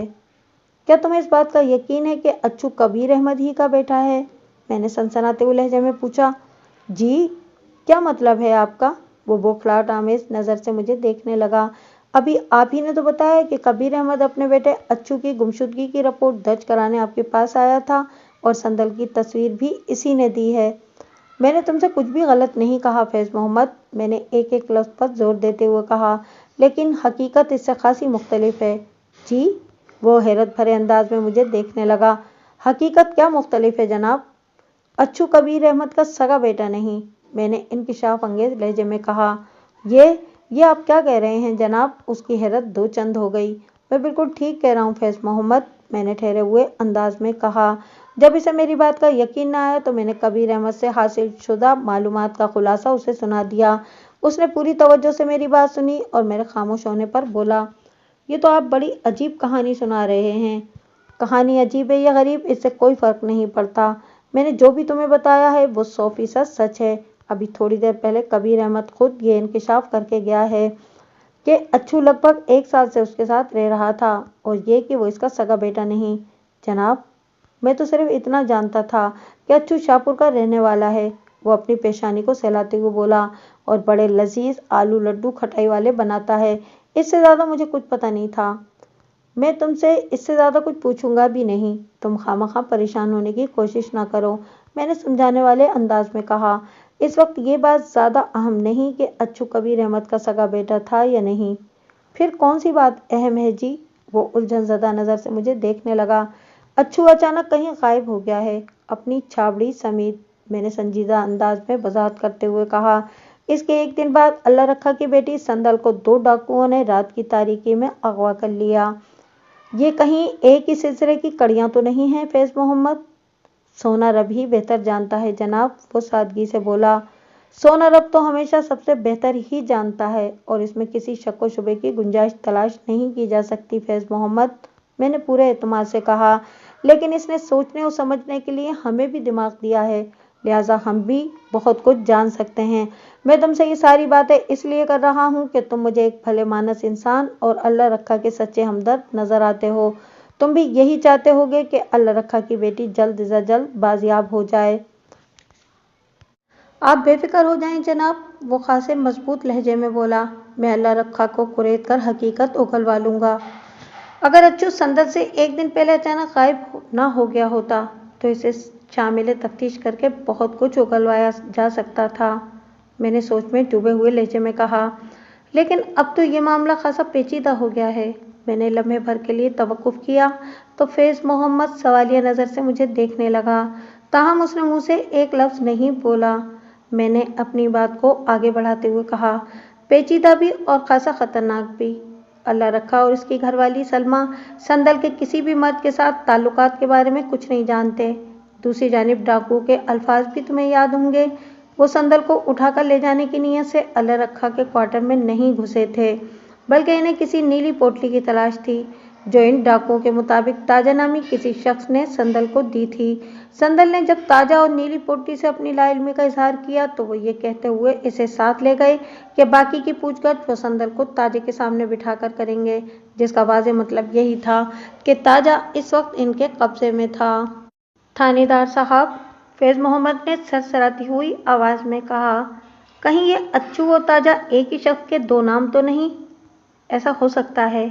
मैंने सताइशी नज़र से उसकी तरफ देखा, क्योंकि कबीर अहमद कभी अच्छू के माजी से पूरी तरह वाकिफ नहीं रहा। मुमकिन है इसके पास आने से पहले वो ताजा ही हो। ये तो बड़ा ही उलझा हुआ मामला नजर आ रहा है जनाब। फैज़ मोहम्मद के चेहरे पर फिक्रमंदी छलकने लगी। हाँ, अभी तक तो उलझा हुआ ही है, मैंने पुरसोच अंदाज में कहा, लेकिन मैं बहुत जल्द इस मामले को सुलझा लूंगा। इधर मेरी बात खत्म हुई, इधर मुझे अल्लाह रखा की आमद की इत्तला दी गई। मैंने फौरन इसे अपने पास बुला लिया। उसने मेरे पास पहुंचकर अदब से मुझे सलाम किया। मैंने उसे कुर्सी पर बैठने का इशारा किया और वो कुर्सी खींचकर बैठ गया। फैज़ मोहम्मद को पहले से मेरे पास मौजूद पाकर वो एक लम्हे के लिए चौंका ज़रूर था, ताहम उसने कुछ कहने की ज़रूरत महसूस नहीं की थी। और सुनाओ अल्लाह रखा, तुम्हारी ड्यूटी कैसी चल रही है? ड्यूटी तो ड्यूटी है जनाब, वो पजमुर्दा सी आवाज़ में बोला। हर हाल में करनी है, ना तो ट्रेनें रुक सकती हैं और ना ही मेरी ड्यूटी, चाहे दुनिया में कुछ भी होता रहे। बात के इख्तिताम पर इसने अपनी आंखों के नम होते गोशों को हाथ की पुश्त से साफ किया और उम्मीद भरी मगर शकस्ता नज़र से मुझे तकने लगा। मैंने इसकी निगाह के मफहूम को बहुत गहराई तक पढ़ लिया और तसल्ली बख्श लहजे में कहा, अल्लाह रखा, मायूसी गुनाह है, इसकी रहमत से हर हाल में उम्मीद रखना चाहिए। वो बड़ा नुक्ता नवाज है। मैं मायूस नहीं हूँ जनाब, पर क्या करूँ, वो रूहानी आवाज़ में बोला। संदल का चेहरा बार बार निगाहों के सामने घूम जाता है। एक सुराग मिला है मुझे, मैंने उसके चेहरे पर निगाह जमाते हुए कहा। सुराग? उसकी वीरान आंखों में चमक उभर आई। कैसा सुराग थानेदार साहब? वो सरसराती हुई आवाज़ में बोला। क्या आपने मेरी संदल का पता चला लिया है?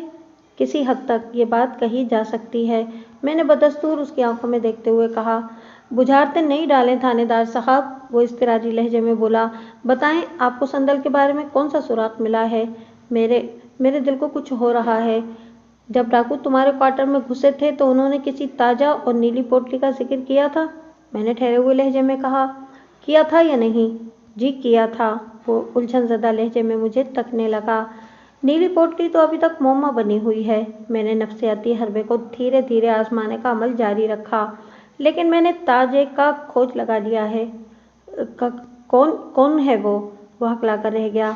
तुम भी इसे जानते हो, मैंने मायना खेज अंदाज में कहा। मैं? उसकी आंखों में उलझन तैरने लगी। फिर फैज़ मोहम्मद की तरफ देखते हुए बोला, थानेदार साहब क्या कह रहे हैं? मैंने अल्लाह रखा की आमद की इत्तला के साथ ही संदल की तस्वीर को अपनी मेज़ की दराज में रख दिया था। मैंने मज़कूरा तस्वीर अल्लाह रखा को दिखाने के लिए दराज की जानिब हाथ बढ़ा दिया। फैज़ मोहम्मद ने अल्लाह रखा के सवाल के जवाब में कहा, पता नहीं यार, अभी तुम्हारे आने से पहले थानेदार साहब मुझसे भी यही बात कर रहे थे। ये तस्वीर देखो अल्लाह रखा। मैंने संदल की तस्वीर इसकी जानिब सरका दी। उसने मज़कूरा तस्वीर देखी तो बेसाख्ता उसके मुंह से निकला, ये तो मेरी बेटी, मेरी संदल की तस्वीर है। तुमने अपनी बेटी की तस्वीर को अच्छी तरह पहचान लिया है ना? जी, संदल को मैं नहीं पहचानूंगा तो फिर कौन पहचानेगा? पता है ये कहाँ से मिली है? नहीं, वो सवालिया नज़र से मुझे तकने लगा। ताजा के सामान में से, मैंने नफ्सियाती ट्रीटमेंट जारी रखते हुए कहा। अब तो मुझे बताओगे कि तुम्हारी बेटी की तस्वीर ताजे के पास कैसे पहुंची? तुम तो किसी ताजे को जानते ही नहीं। मेरी इस नौयत की पूछगछ का मकसद हरगिज अल्लाह रखा को हिरासा या परेशान करना नहीं था। वो बेचारा तो पहले ही बेहद परेशान था। मैं दरअसल कोई ऐसा सुराग लगाना चाहता था जो संदल की तलाश में मेरे लिए मददगार और मुआविन साबित हो सकता। अभी तक जो हालात मंजर पर आए थे वो मेरे लिए इत्मीनान बख्श नहीं थे। ये ठीक है कि 2 डाकुओं ने 2 रोज़ पहले अल्लाह रखा की बेटी संदल को रात की तारीकी में अगवा कर लिया था। यह हकीकत भी वाज़ेह हो चुकी थी कि डाकू वहां संदल के लिए नहीं बल्कि किसी नीली पोटली की तलाश में आए थे जो ताजा ने संदल को दी थी। संदल को वो पूछगछ करने के लिए उठा के ले गए थे और जाते जाते ये इंकशाफ भी कर गए थे कि ताजा भी इन्हीं के पास है। इस सूरत हाल में संदल के साथ किसी मर्द का कनेक्शन लाजमी ठहरता था, चाहे वो ताजा हो या अच्छू। संदल की तस्वीर का अच्छू के सामान से बरामद होना और संदल के अगवा से एक दिन पहले अच्छू का गायब हो जाना इस जंजीर की कड़ियों को मिलाता नजर आता था। अगरचे अभी तक मेरे साथ ऐसा कोई सुराग नहीं लगा था कि मैं वसूख के साथ कह सकता और असल ताजा और अच्छू एक ही शख्सियत के 2 नाम हैं, ये मैं अभी नहीं कह सकता था। लेकिन ये ताजा है कौन? अल्लाह रखा की चीख से मुशाबा आवाज मेरी समाज से टकराई। अगर आपने इसके सामान में से संदल की तस्वीर ढूंढ निकाली है तो इसी से क्यों नहीं पूछते कि इसने ये तस्वीर कहाँ से हासिल की है? मैं किसी ताजे को नहीं जानता। यही तो मुसीबत है, मैंने लहजे की संजीदगी को बरकरार रखते हुए कहा। यह सवाल मैं फिलहाल ताजा से नहीं कर सकता क्योंकि मैंने दानिस्ता जुमला अधूरा छोड़कर अल्लाह रखा के चेहरे के तासुरात का जायजा लिया। वो इज़्तिरारी लहजे में बोला, क्योंकि क्या जी? क्योंकि मैंने एक एक लफ्ज़ पर जोर देते हुए कहा। वो संदल के अगवा से एक दिन पहले अचानक कहीं गुम हो गया है। इन हालात में डाकुओं की बात दुरुस्त ही नजर आती है कि ताजा इनके पास है, लेकिन इस सारे मामले से मेरी संदल का क्या ताल्लुक? वो भराई हुई आवाज में बोला। इसे किस जुर्म की सजा दी जा रही है? अल्लाह रखा, मैंने गहरी संजीदगी से कहा, मैं सिर्फ संदल और ताजा के बाहमी ताल्लुक की तस्दीक चाहता हूँ, बाकी मामले से मैं खुद ही निमट लूँगा। आप कुरान लाकर मेरे सर पर रख दें जनाब, वो बेबसी से बोला। मैं इससे ज़्यादा और कुछ नहीं कह सकता। आपको यकीन आए या ना आए, मैं किसी ताजे से वाकिफ़ नहीं हूँ। अच्छू से तो वाकिफ़ हो ना? मैंने उसकी आंखों में देखते हुए कहा। आलू लड्डू खटाई वाले छोले जो इधर शाहपुर में रहता है। अच्छू? जी, इसको तो मैं अच्छी तरह जानता हूँ। वो जल्दी से इस बात में गर्दन हिलाते हुए बोला। बड़ा ही बीबा बंदा है वो। ये बीबा बंदा संदल के अगवा से एक दिन पहले गुम हो गया था और अभी तक गुमशुदा है, मैंने ठहरे हुए लहजे में कहा। संदल की तस्वीर इसी के सामान से बरामद हुई है आज सुबह शाहपुर से। कबीर अहमद इसकी गुमशुदगी की रिपोर्ट दर्ज कराने आया था। ये तस्वीर भी इसी ने मुझे दी है। ओह, अल्लाह रखा ने अफसोसनाक अंदाज में गर्दन हिलाई। जब ही मैं कहूँ वो इतने दिन से कहाँ गायब है? वो तो रोज़ाना फेरी लगाने आता था, हामिद से समोसे और आलू लड्डू खटाई वाले खरीदा करते थे। बड़ा ही शरीफ और भला मानस बंदा है जी। अल्लाह रखा ने एक बार फिर अच्छू की तारीफ की तो मुझे ये समझने में ज़रा भी दिक्कत महसूस न हुई कि अच्छू संदल के साथ साथ अल्लाह रखा को भी अपने शीशे में उतार चुका था। खासा कारीगर मालूम होता था। तुम्हारा ये बीवा बंदा अच्छू बड़ी बेहयाई से तुम्हारी बेटी संदल के साथ मोहब्बत का खेल खेल रहा था अल्लाह रखा, मैंने गहरी संजीदगी से कहा। और मुझे शक है कि वो अच्छू नहीं बल्कि ताजा है। जी, ये आप क्या कह रहे हैं? वो हैरत भरी नज़र से मुझे देखते हुए बोला। मेरी तो इससे अक्सर बात होती थी। वो मुझे अपने और अपने बाप कबीर अहमद के बारे में बताता रहता था। वो ताजा कैसे हो सकता है? आपकी बात को मैं बिल्कुल नहीं समझ सका जनाब। मैं समझाता हूँ, मैंने बड़े रसान से कहा। पहले ये बताओ कि तुम्हें यकीन है कि अच्छू कबीर अहमद ही का बेटा है? जी, अच्छू ने मुझे यही बताया था। वो कब से इधर फेरी लगाने आ रहा है? कोई साल सवा साल हुआ है जनाब, उसने बताया। अच्छू की उम्र के बारे में तुम्हारा क्या अंदाज़ा है अल्लाह रखा? यही जी 25 और 30 के दरमियान होगी इसकी उम्र, उसने जवाब दिया। वो साल सवा साल से समोसे और आलू लड्डू खटाई वाले बेच रहा था। मैंने एक एक लफ्ज पर जोर देते हुए कहा, इससे पहले वो 24 साल क्या करता रहा है? इसके बारे में भी अच्छू ने तुम्हें कुछ बताया कि नहीं? नहीं जी, उसने नफी में गर्दन हिलाई। न मैंने पूछा और न ही उसने बताया। तुम पूछते भी तो वो कभी ना बताता, मैंने गहरी संजीदगी से कहा, क्योंकि वो साल सवा साल पहले ही शाहपुर पहुंचा था और कबीर अहमद का बेटा बना था। बेटा बना था? उसकी आंखों में उलझन नमूदार हुई। क्या वो कबीर अहमद का बेटा नहीं है? नहीं, मैंने अटल लहजे में कहा। ये सारी कहानी कबीर अहमद मुझे सुना गया है और मुझे यकीन है कि वो अच्छू नहीं बल्कि वही ताजा है जिसे डाकुओं ने संदल से एक दिन पहले गुम कर दिया था। वो ताजा से किसी नीली पोटली को हासिल करना चाहते थे।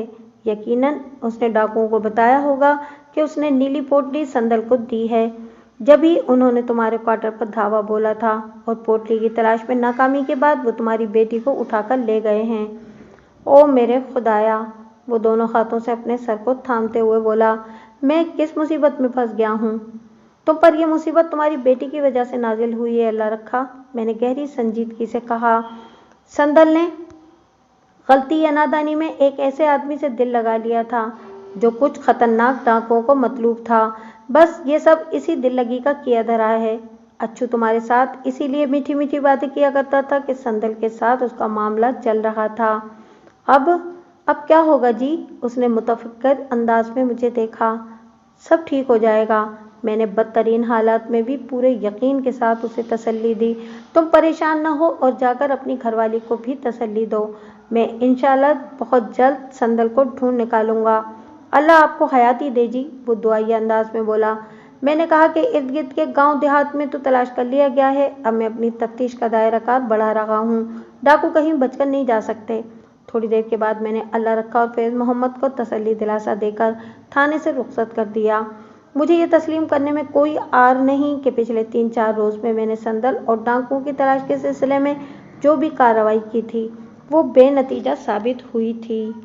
अलबत्ता ये भी एक हकीकत है कि इस दौरान में अच्छू आलू लड्डू खटाई वाले के हवाले से जो इंकिशाफात हुए थे, चाहे वो संदल के बारे में हों या कबीर अहमद से मुतालिक, वो दिलचस्प और सनसनीखेज थे और इन्हीं इंकिशाफात ने मुझे ये सोचने पर मजबूर कर दिया था कि कहीं अच्छू वही ताजा तो नहीं जिसकी डाकुओं को तलाश थी। इस रात सोने से पहले मैंने ये फैसला कर लिया कि अगले रोज मैं 1-2 अहलकारों को साथ लेकर खुद थाने से निकलूंगा, फिर जो अल्लाह को मंजूर हो। आइंदा रोज मतलब अब्र आलूद था, ताहम अभी आसमान ने रोना धोना शुरू नहीं किया था। मैं तैयार होकर अपने कमरे में आया और कांस्टेबल महमूद को अपने पास बुला लिया। महमूद नहायती चाको चौबंद और ज़हीन अहलकार था। मैं इसकी मामला फहमी का भी कायल था। जी मलिक साहब, वो मेरे पास आकर शाइस्तगी से बोला। हमें अभी और इसी वक्त निकलना है, मैंने कहा। तुम ज़रूरी तैयारी कर लो, तुम भी मेरे साथ जाओगे और वापसी पर शाम हो जाएगी। जाना कहाँ है मलिक साहब? महमूद ने पूछा। मंजिल का तयन बाद में करेंगे, अलबत्ता मकसद तयशुदा है, संदल और डाकुओं की तलाश, मैंने गहरी संजीदगी से कहा। हमें सड़क से हटकर खेतों और खलियानों में भी सफ़र करना होगा, लिहाजा मेरा ख्याल है कि घोड़ों की सवारी ज़्यादा मौजू रहेगी। ठीक है जनाब, वो अपने सर को आसपाती जुम्बिश देते हुए बोला। मैं 10-15 मिनट में 2 सेहतमंद घोड़ों का बंदोबस्त कर देता हूँ। घोड़ों के साथ ही इस अमर को भी यकीनी बनाने की ज़रूरत है कि अगर अचानक बारिश शुरू हो जाती है तो हमारे पास बचाव का क्या इंतज़ाम होगा। जी मैं समझ गया, वो जल्दी से बोला। आप बेफिक्र हो जाएं। मैं महमूद की तरफ से बेफिक्र हो गया और हवलदार इरशाद को अपने पास बुला लिया। मैंने इसे बताया कि आज का पूरा दिन मैं थाने से बाहर रहूंगा, लिहाजा मेरी गैर मौजूदगी में थाने का इंतज़ाम इसके हाथ में होगा। इरशाद ने मुझे यकीन दिलाया कि वो मुझे किसी शिकायत का मौका नहीं देगा। इरशाद एक जिम्मेदार शख्स था। लगभग 10 बजे मैं और कांस्टेबल महमूद 2 घोड़ों पर सवार होकर थाने से निकल पड़े। आसमान पर गहरे बादल छाए हुए थे, हल्की हल्की हवा भी चल रही थी। फिजा में खून की रची बसी महसूस होती थी। अल्लाह रखा और उसकी घरवाली की ज़बानी मुझे पता चल चुका था कि बकुआ की रात डाकू संदल को अगवा करने के बाद किस तरफ ले गए थे। मैंने भी इसी सिमत में सफ़र का आगाज़ कर दिया। ये एक कच्ची सड़क थी जो जुनूब मशरिक से शुमाल मगरिब की तरफ जाती थी। रेलवे फाटक से लगभग 3 मील आगे जाकर ये सड़क नहर के ऊपर से गुजरती थी। اور اپنا رخ تبدیل کرتے ہوئے جنوب مغرب کی جانب مڑ جاتی تھی اور بالآخر لگ بھگ 20 میل آگے ایک سرحدی گاؤں چکچون پر جا کر ختم ہو جاتی تھی۔ میرے اور کانسٹیبل محمود کے درمیان سندل اور اچھو کے حوالے سے بات چیت کا سلسلہ بھی جاری تھا۔ آلو لڈو کھٹائی والے اچھو سے وہ بھی واقف تھا، تاہم اس کی چٹپٹی اور مزیدار پروڈکٹ کھانے کا محمود کو کبھی اتفاق نہیں ہوا تھا۔ وہ لگ بھگ 11 بجے کا وقت تھا جب ایک عجیب و غریب واقعہ پیش آیا۔ ہم لوگ کچی سڑک پر کم و بیش 2 میل کا سفر طے کر چکے تھے، یعنی نہر والے پل تک پہنچنے میں 1 میل کا فاصلہ ابھی باقی تھا۔ مجھے سامنے وہ کانسٹیبل آتا نظر آیا جسے میں نے سندل کی سابق سسرال یعنی جمال پور کی طرف روانہ کیا تھا۔ موسا جمال پور ریلوے پھاٹک سے 3 میل کی دوری پر واقع تھا اور نہر کے پل سے اس کا فاصلہ لگ بھگ 1 میل کا رہا ہوگا۔ کانسٹیبل کا چہرہ تمتمایا ہوا تھا، جو اندرونی جوش و خروش کی خبر دیتا تھا۔ ہمارے قریب پہنچ کر اس نے گھوڑا روک لیا اور باری باری ہم دونوں کو دیکھنے کے بعد بولا، ملک صاحب، آپ کہاں جا رہے ہیں؟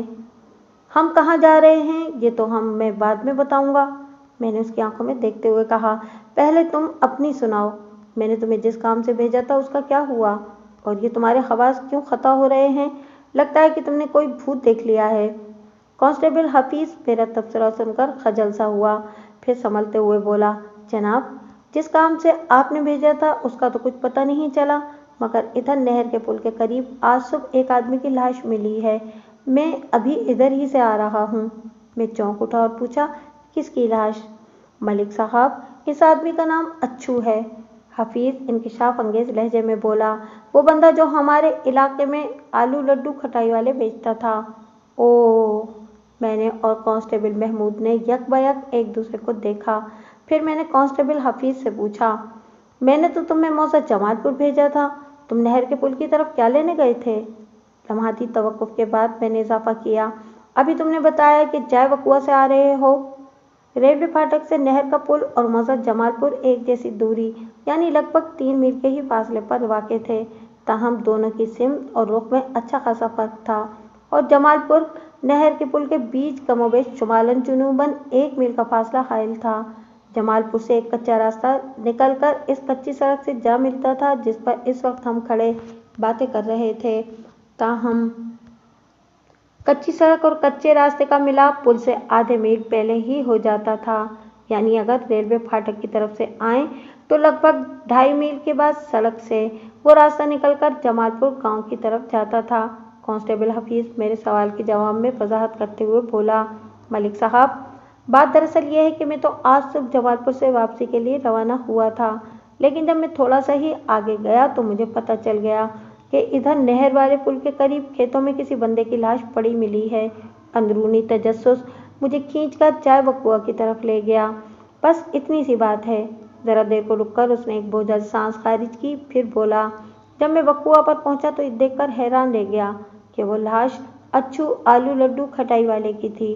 اس علاقے میں اچھو کو کون نہیں جانتا، لیکن میں نے فوراً پہچان لیا، وہ ہمارے علاقے میں چھابڑی سر پر اٹھائے آلو لڈو کھٹائی والے کی آوازیں لگاتا پھرتا تھا۔ تم اس کی لاش کو دیکھ کر فوراً یہ تو پہچان گئے کہ وہ اچھو تھا، میں نے ٹھہرے ہوئے لہجے میں کہا، لیکن تمہیں نہیں معلوم کہ وہ اچھو لڈو کھٹائی والا نہیں بلکہ تاجا تھا، وہی تاجا جس کی وجہ سے ڈاکوؤں نے اللہ رکھا پھاٹک والے کی بیٹی سندل کو رات کی تاریکی میں اغوا کر لیا تھا۔ ملک صاحب، یہ آپ کیا کہہ رہے ہیں؟ حفیظ حیرت سے مجھے دیکھنے لگا۔ میں بالکل ٹھیک کہہ رہا ہوں، میں نے ٹھوس انداز میں کہا، آؤ جائے وقوعہ کی طرف چلتے ہیں، باقی کی باتیں بعد میں بھی ہو سکتی ہیں۔ اس کے بعد ہم اپنے گھوڑوں کو دوڑاتے ہوئے نہر کے پل کی جانب بڑھنے لگے، جو وہاں سے کم و بیش 1 میل کی دوری پر تھا۔ گزشتہ روز اچھی خاصی اور چمکیلی دھوپ نکلی تھی، لہٰذا سڑک خشک ہو گئی تھی۔ اگر راستہ گیلا ہوتا تو ہمیں گھوڑوں کو بھگانے میں اچھی خاصی مشکلات پیش آ سکتی تھیں۔ اگرچہ ابھی تک ایسا کوئی ٹھوس ثبوت یا واقعاتی شہادت میرے ہاتھ نہیں لگ سکی تھی جس کی بنیاد پر میں دعوے سے کہہ سکتا کہ اچھو اور تاجا ایک ہی شخصیت کے 2 نام ہیں، لیکن اندر سے مجھے یقین تھا کہ ایسا ہی ہے۔ جلد ہی ہم جائے وقوعہ پر پہنچ گئے۔ وہ مقام نہر کے پل کے قریب ہی کھیتوں میں واقع تھا۔ وہاں پر درجن بھر کے قریب افراد جمع تھے جو اپنی اپنی عقل کے مطابق چہ مگوئیوں میں مصروف نظر آتے تھے۔ میں نے سب کو پیچھے ہٹایا اور لاش کے معائنے میں مصروف ہو گیا۔ اچھو کا پورا بدن زخموں سے چور چور تھا۔ اسے بڑی اذیت دے کر موت کے گھاٹ اتارا گیا تھا۔ میں اس کی موت کے حوالے سے تفصیل میں نہیں جاؤں گا، بس یہی جان لینا کافی ہوگا کہ وہ بے بسی کی موت مارا گیا تھا۔ کانسٹیبل حفیظ اور محمود نے اسے اچھو لڈو کھٹائی والے کی حیثیت سے شناخت کر لیا تھا۔ میں نے موقع پر موجود افراد سے بھی پوچھ گچھ کی۔ ان میں سے کوئی بھی اچھو کو نہیں جانتا تھا اور نہ ہی اس کی موت کے سبب سے واقف تھا۔ اچھو کی لاش کو دیکھ کر اندازہ ہوتا تھا کہ اسے پچھلی رات ہی سپرد موت کیا گیا تھا۔ میں نے وقوع کی کارروائی نمٹائی اور اچھو کی لاش کو حفیظ کی ذمہ داری میں تھانے بھجوانے کا بندوبست کر دیا۔ مذکورہ لاش کو پوسٹ مارٹم کے لیے ضلعی اسپتال بھیجنا ضروری تھا اور اس کے لیے تھانے کے پاس سے ہی گزرنا پڑتا تھا۔ میں نے نہایت ہی سنجیدہ الفاظ میں کانسٹیبل کو ہدایات دیں۔ حفیظ، تم اس بندے کی لاش کو تھانے پہنچاؤ اور اگر وہاں کبیر احمد موجود ہو تو اسے لاش دکھا دینا، اس کے بعد اسپتال لے جانا۔ میں نے گزشتہ روز کی صبح جب کبیر احمد کو رخصت کیا تھا تو اس نے کہا تھا کہ وہ کل یعنی آج بھی تھانے کا چکر لگائے گا۔ میں نے ابھی اسی خیال کے تحت کانسٹیبل کو ہدایت دی تھی کہ ممکن ہے جب حفیظ اچھو کی لاش کو لے کر تھانے پہنچے تو کبیر احمد وہاں موجود ہو۔ ملک صاحب، حفیظ نے میری طرف دیکھتے ہوئے حیرت بھرے لہجے میں کہا، آپ ہمارے ساتھ نہیں جائیں گے؟ نہیں، میں نے نفی میں گردن ہلائی۔ میں تھوڑی دیر کے بعد آؤں گا اور لاش کے ساتھ صرف تم جا رہے ہو، محمود میرے ساتھ ہی واپس آئے گا۔ اس نے بڑی فرما برداری سے اس بات میں گردن ہلا دی۔ لاش کو جائے وقوع سے روانہ کرنے کے بعد میں نے ادھر ادھر کا جائزہ لیا۔ چاروں جانب سرسبز و شاداب کھیت دکھائی دیتے تھے۔ وہاں سے نزدیکی گاؤں جمال پور ہی تھا جو نہر والے پل سے کم و بیش 1 میل کے فاصلے پر واقع تھا۔ میرے ذہن میں کافی دیر سے یہ سوال چکرا رہا تھا کہ اچھو یا تاجہ کی لاش کو وہاں پھینکنے والے کون تھے اور انہوں نے پچھلے 2-2.5 دن اسے کہاں رکھا تھا۔ اگر آلو لڈو کھٹائی والے بیچنے والا اچھو ہی تھا یا تاجہ تھا تو یہ بات واضح ہو جاتی تھی کہ اسے بھی انہی ڈاکوؤں نے اغوا کیا ہوگا جنہوں نے سندل کو اغوا کیا تھا۔ میں موقع پر موجود لوگوں سے خاصی تفصیلی پوچھ گچھ کر چکا تھا۔ ان میں سے مقتول اچھو کو کوئی نہیں جانتا تھا اور نہ ہی متذکر حوالہ ڈاکوؤں سے کوئی واقف تھا۔ اچھو کی لاش کو دیکھ کر اندازہ ہو جاتا تھا کہ اسے پچھلی رات موت کے گھاٹ اتارا گیا تھا اور اس کا قتل جائے وقوع پر نہیں ہوا تھا، یعنی اسے کسی اور مقام پر قتل کرنے کے بعد وہاں لا کر پھینکا گیا تھا۔ اگر میں اس مقام کو ڈھونڈنے میں کامیاب ہو جاتا ہوں جہاں اچھو کو زندگی سے محروم کیا گیا تھا تو اس کے قاتلوں تک رسائی حاصل کرنے میں آسانی ہو سکتی تھی۔ کہتے ہیں کہ ڈھونڈنے سے تو خدا بھی مل جاتا ہے۔ ویسے مجھے اس محاورے سے کلی طور پر اتفاق نہیں، کیونکہ ڈھونڈا صرف اسی شے کو جاتا ہے جو گم ہو گئی ہو۔ خدا کی ذات تو ہمیشہ سے ہے اور ہمیشہ رہے گی، فرق صرف اتنا ہے کہ انسان اسے اپنی ذات سے باہر تلاش کرنے کی کوشش کرتا ہے۔ اگر کبھی کوئی خلوص نیت کے ساتھ ایک بار اپنے من میں جھانک کر دیکھ لے تو اس کی چشم بینا پھر کسی اور چیز کی محتاج نہیں رہتی۔ بہرحال اس مقام کی تلاش بہت ضروری تھی جہاں پچھلے 2-2.5 دن سے اچھو آلو لڈو کھٹائی والے کو رکھا گیا تھا۔ میں نے گرد و پیش میں نگاہ دوڑاتے ہوئے کہا، محمود، میں تھوڑا آگے جانا چاہتا ہوں۔ کانسٹیبل محمود نے میری نگاہ کا تعاقب کرتے ہوئے یہ اندازہ لگانے کی کوشش کی کہ میں کس جانب کا رخ کرنے کا ارادہ رکھتا ہوں۔ جب اس کی سمجھ میں کچھ بھی نہ آیا تو مجھ سے پوچھا، کس طرف جائیں گے ملک صاحب؟ جدھر یہ کچا راستہ لے جائے۔ میں نے نہر کے پل کی سمت اشارہ کرتے ہوئے کہا، آؤ میرے ساتھ۔ اوکے ملک صاحب، اس نے اپنا گھوڑا میرے گھوڑے کے ساتھ آگے بڑھاتے ہوئے کہا۔ ہم گھوڑوں پر سوار پہلو بہ پہلو سفر کرتے ہوئے نہر کے پل پر پہنچے، پھر مذکورہ پل کو عبور کر کے آگے بڑھ گئے۔ اس کچی سڑک کا اختتام ایک سرحدی گاؤں چک چون پر ہوتا تھا۔ اس چک کے بعد دوسرا ضلع شروع ہو جاتا تھا۔ میرے تھانے سے یا یوں سمجھ لیں کہ ریلوے پھاٹک سے چکچون لگ بھگ 22-23 میل کے فاصلے پر واقع تھا۔ ہم اس سفر کے دوران میں بات چیت بھی جاری رکھے ہوئے تھے۔ محمود نے مجھ سے کہا، ملک صاحب، اگر ہم اسی سڑک پر آگے بڑھتے رہے تو شام تک چکچون پہنچ جائیں گے۔ میرا چکچون جانے کا کوئی ارادہ نہیں ہے محمود، میں نے گہری سنجیدگی سے کہا، بس تھوڑا گھوم پھر کر میں اس علاقے کا جائزہ لینا چاہتا ہوں، پھر ہم واپسی کا رخ کریں گے۔ सच्ची बात तो यह है कि मुझे खुद कुछ पता नहीं था कि मैं कहाँ हूँ और क्यों जा रहा हूँ। बस अंदर से कोई अनजानी कुव्वत समझा रही थी कि मुझे चाय वकुआ के इर्द गिर्द का इलाका बारीक बीनी से छान लेना चाहिए, और मैं यही कर भी रहा था। जाए वकुआ से कुछ 2 फरलांग आगे आए थे कि पीछे कुत्तों के आवाज़ों की भौंकने की आवाज़ें सुनकर मैं चौंक उठा। गांव देहात और खेत खलियान में किसी कुत्ते का भौंकना कोई अचंभे की बात नहीं था, लेकिन मेरे चौंकने का सबब उनकी आवाज़ की शिद्दत और तसलसल था। वो मखसूस लय के साथ भौंक रहे थे, जैसे उन्होंने कोई गैर मामूली शय देख ली हो और इंसानों को इस जानिब मुतवज्जा करने की कोशिश कर रहे हों। महमूद, ये कैसी आवाज़ है? मैंने अपने साथी कांस्टेबल से इस्तफसार किया। मलिक साहब की 3-4 कुत्तों के भौंकने की आवाज़ है, उसने जवाब दिया। यूं महसूस होता है जैसे वो किसी फकीर का पीछा कर रहे हों। उसने काफ़ी हद तक माकूल जवाब दिया था। कुत्ते उमूमन ऐसा करते हैं।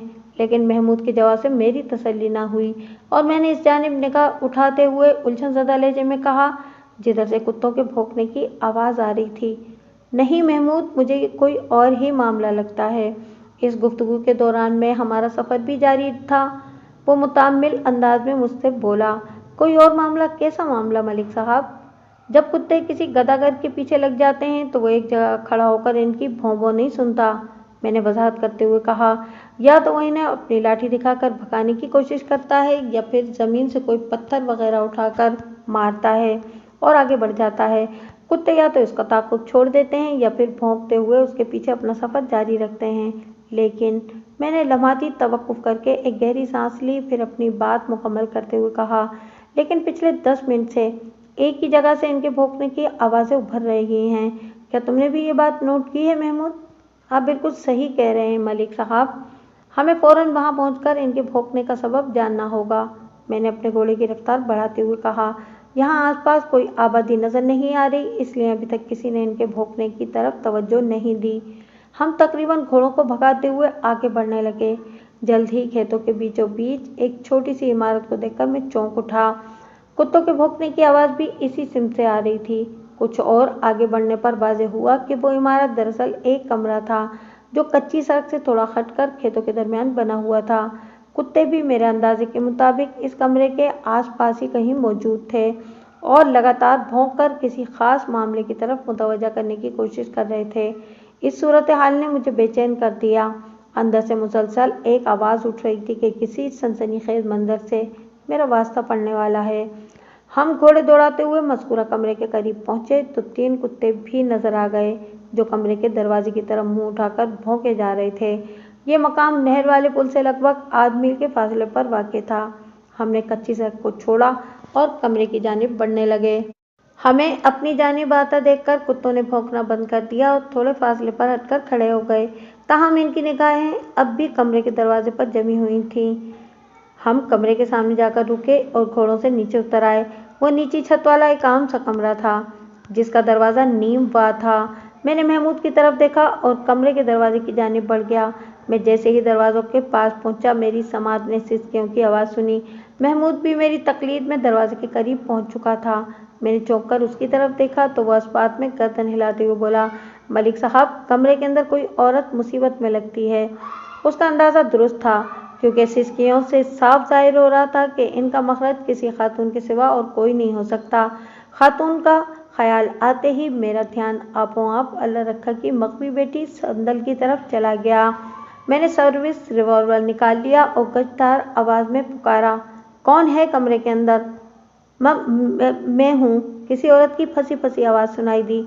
वैसे तो कुत्तों की मुसलसल भू भू ने ये राज खोल दिया था कि कमरे के अंदर ऐसा कोई शख्स मौजूद नहीं था जो आसानी से हरकत के काबिल हो, वरना वो बाहर निकलकर इन्हें धुतकार सकता था।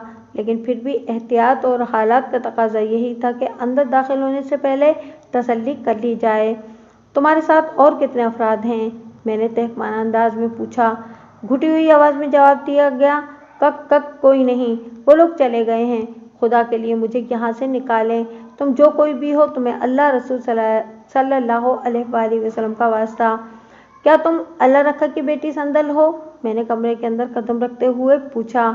जी, मैं संदल ही हूँ। अगले ही लम्हे मैं कमरे के अंदर मौजूद था। ये कैसे मुमकिन था कि कांस्टेबल महमूद मुझसे पीछे रह जाता, वो भी पलक झपकते में मेरे साथ खड़ा था। कमरे के अंदरूनी मंजर ने हमें शर्मसार करके रख दिया और हम आंखें बंद करने पर मजबूर हो गए। कमरे के फर्श पर पराल बिछाकर इसे बैठने और सोने के काबिल बनाया गया था और इसी पराल पर कमरे के एक कोने में संदल निहायत शर्मनाक हालत में पड़ी हुई थी। इसके हाथ पांवों को मजबूत रस्सियों से बांधकर इसे बेबस कर दिया गया था। उसके मुंह पर भी दुपट्टे की पट्टी बांधी गई थी, ताहम वो पट्टी अपनी जगह से खिसक गई थी, जिसकी वजह से वो फंसी फंसी आवाज में बोलने के काबिल हो सकी थी। मैं संदल की तरफ पुश करके खड़ा हो गया और गहरी संजीदगी से कहा, संदल, मेरा नाम मलिक सफदर हयात है और मैं तुम्हारे इलाके का थानेदार हूँ। पिछले 2 दिन से मैं तुम्हें तलाश कर रहा हूँ। डरने या खौफजदा होने की जरूरत नहीं। तुम मुझे अपना बड़ा भाई समझो और आंखें बंद कर लो। जब तक मैं तुम्हारे हाथ पांव की बंदिशें नहीं खोल देता, तुम अपना हुलिया दुरुस्त कर लो। एक लम्हे में मेरी निगाह ने जो मंजर देखा था, उसके बाद मुझे ये कहना ही था, जी ठीक है। आइंदा 15 मिनट में मैंने कोशिश करके संदल के हाथ पांव और मुंह को बंदिशों से आज़ाद कर दिया और वो भी अपना हुलिया दुरुस्त कर चुकी थी। मेरे ईमा पर वो कमरे के दरवाजे तक चली आई। मैंने इसे पराल पर बैठने का इशारा किया और तनकीदी नज़र से उसका जायजा लेने लगा। उसकी हालत खासी नाजुक हो रही थी। मुझे ये अंदाज़ा करने में किसी किस्म की दिक्कत महसूस न हुई कि डाकुओं ने उसे ज़दोकोब करने के अलावा इस पर मुजरिमाना हमले भी किए थे और उनकी हर किस्म की जुल्म सहने के बाद वो इस काबिल नहीं रही थी कि मैं फौरी तौर पर पूछगछ शुरू कर देता। ताहम चंद बुनियादी नौइयत के सवालात निहायत ही अहम थे। मैंने पूछा, वो दोनों डाकू कहाँ गए जो तुम्हें तुम्हारे घर से उठा कर लाए थे? वो 2 नहीं 3 थे, संदल ने रुहासी आवाज में बताया। इनका एक साथी यहाँ मौजूद था। ये तीनों आज सुबह यहाँ से गए हैं, समझे कि फजर की अजान के वक्त। वो लम्हे भर के लिए रुकी, फिर वो रो देने वाले अंदाज में बोली, इन जालिमों ने मुझे बर्बाद कर दिया है और मेरी आंखों के सामने अच्छू को भी कत्ल कर डाला। अच्छू की लाश मुझे नहर वाले पुल के करीब से मिल गई है, मैंने ठहरे हुए लहजे में कहा। लेकिन एक बात मेरी समझ में नहीं आई कि वो अच्छू को ताजा क्यों कह रहे थे। मैंने अपने जहन में मौजूद एक निहायत ही अहम सवाल का जवाब लेना चाहा तो वो जल्दी से बोली, थानेदार साहब, वो लोग इसे ताजा समझ नहीं रहे थे, बल्कि वो ताजा ही था। इनका कोई पुराना यार बेली, उसने मुझे अपना नाम गलत बताया हुआ था। मैंने इनके दरमियान होने वाली बातों से अंदाज़ा लगाया है कि वो सब जुराइम पेशा लोग थे। मैंने एक गहरी सांस खारिज की। गोया पिछले 2-3 दिन से मेरे दिमाग में जो सनसनीखेज ख्यालात की खिचड़ी पक रही थी, वो अब तैयार हो चुकी थी।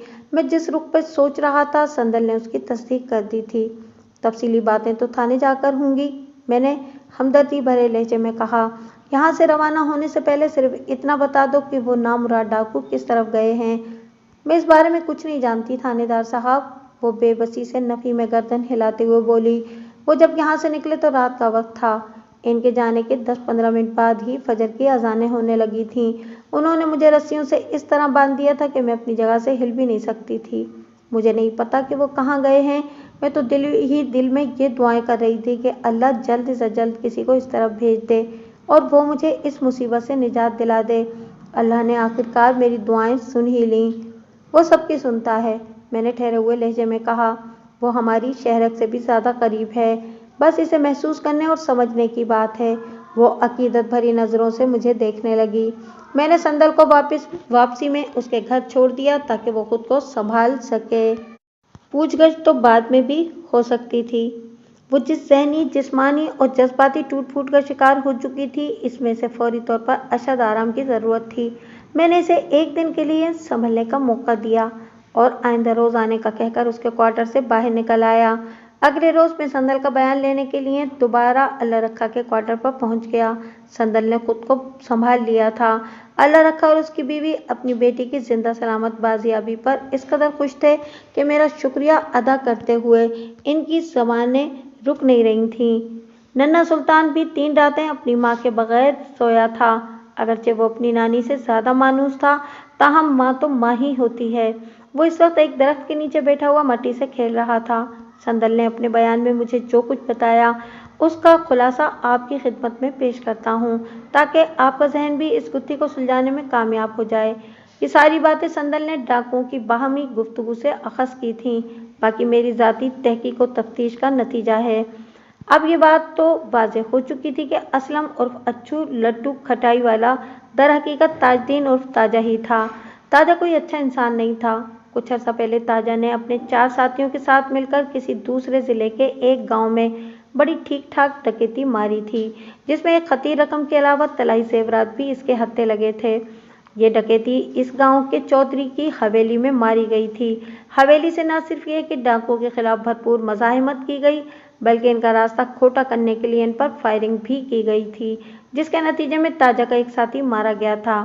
تاجا اور دیگر 3 ڈاکو ڈکیتی کے مال سمیت فرار ہونے میں کامیاب ہو گئے تھے۔ جائے واردات سے بہت دور نکل آنے کے بعد انہوں نے ایک محفوظ خفیہ مقام پر قیام کیا اور تازہ ترین صورتحال پر بات چیت کرنے لگے۔ تھوڑی دیر تک وہ اپنے جاں بحق ہونے والے ساتھی منظور عرف منظورے کے انجام پر افسوس کا اظہار کرتے رہے۔ پھر ان کے لیڈر سمدو نے مال غنیمت کو حصہ بقدر مرتبہ تقسیم کر ڈالا۔ سب کو رات اس محفوظ مقام پر گزار کر اگلے روز مختلف سمتوں میں الگ الگ روانہ ہونا تھا، لیکن دوسری صبح جب وہ سو کر اٹھے تو ایک ناقابل یقین حیرت ان کی منتظر تھی۔ تاجا غائب ہو چکا تھا اور جاتے ہوئے وہ اپنے حصے کے علاوہ لیڈر کا حصہ جو کہ سب سے زیادہ تھا وہ بھی چرا کر لے گیا تھا۔ اس صورتحال نے سمدو سمیت سب کو آگ بگولا کر دیا تھا۔ انہوں نے مختلف سمتوں میں بکھرنے کے بجائے یکجا رہ کر تاجا کی تلاش شروع کر دی۔ اس تلاش میں انہیں 1 سال سے زیادہ کا عرصہ لگ گیا۔ بالآخر وہ اسے ڈھونڈنے میں کامیاب ہو گئے۔ وہ اب اسلم عرف اچھو کی حیثیت سے کبیر احمد کے گھر واقع شاہپور میں رہ رہا تھا اور آلو لڈو کھٹائی والا بیچا کرتا تھا۔ ڈاکوؤں نے تاجا پر ہاتھ ڈالنے سے پہلے اس ویران کمرے کو اپنا مسکن بنایا جہاں سے میں سندل کو نکال کر لایا تھا۔ پھر ایک رات انہوں نے تاجا کو زبردستی اغوا کر کے مذکورہ بالا کمرے میں پہنچا دیا۔ وہ مقام پوچھ گچھ کے لیے بہت موزوں تھا۔ تاجا کی آلو لڈو کھٹائی والی چھاوڑی کو ڈاکوؤں نے نہر والا پل عبور کرتے ہوئے نہر میں پھینک دیا تھا۔ پہلے تو سمدو اور اس کے 2 ساتھی الیاس اور بھولا نے تاجے کی خوب مرمت کی۔ اس کے بعد پوچھا کہ بتا تیری رضا کیا ہے؟ شرافت سے مال کے بارے میں بتاتا ہے یا تیری کھال کھینچی جائے؟ تاجا صورتحال کی سنگینی کو بھاپ چکا تھا۔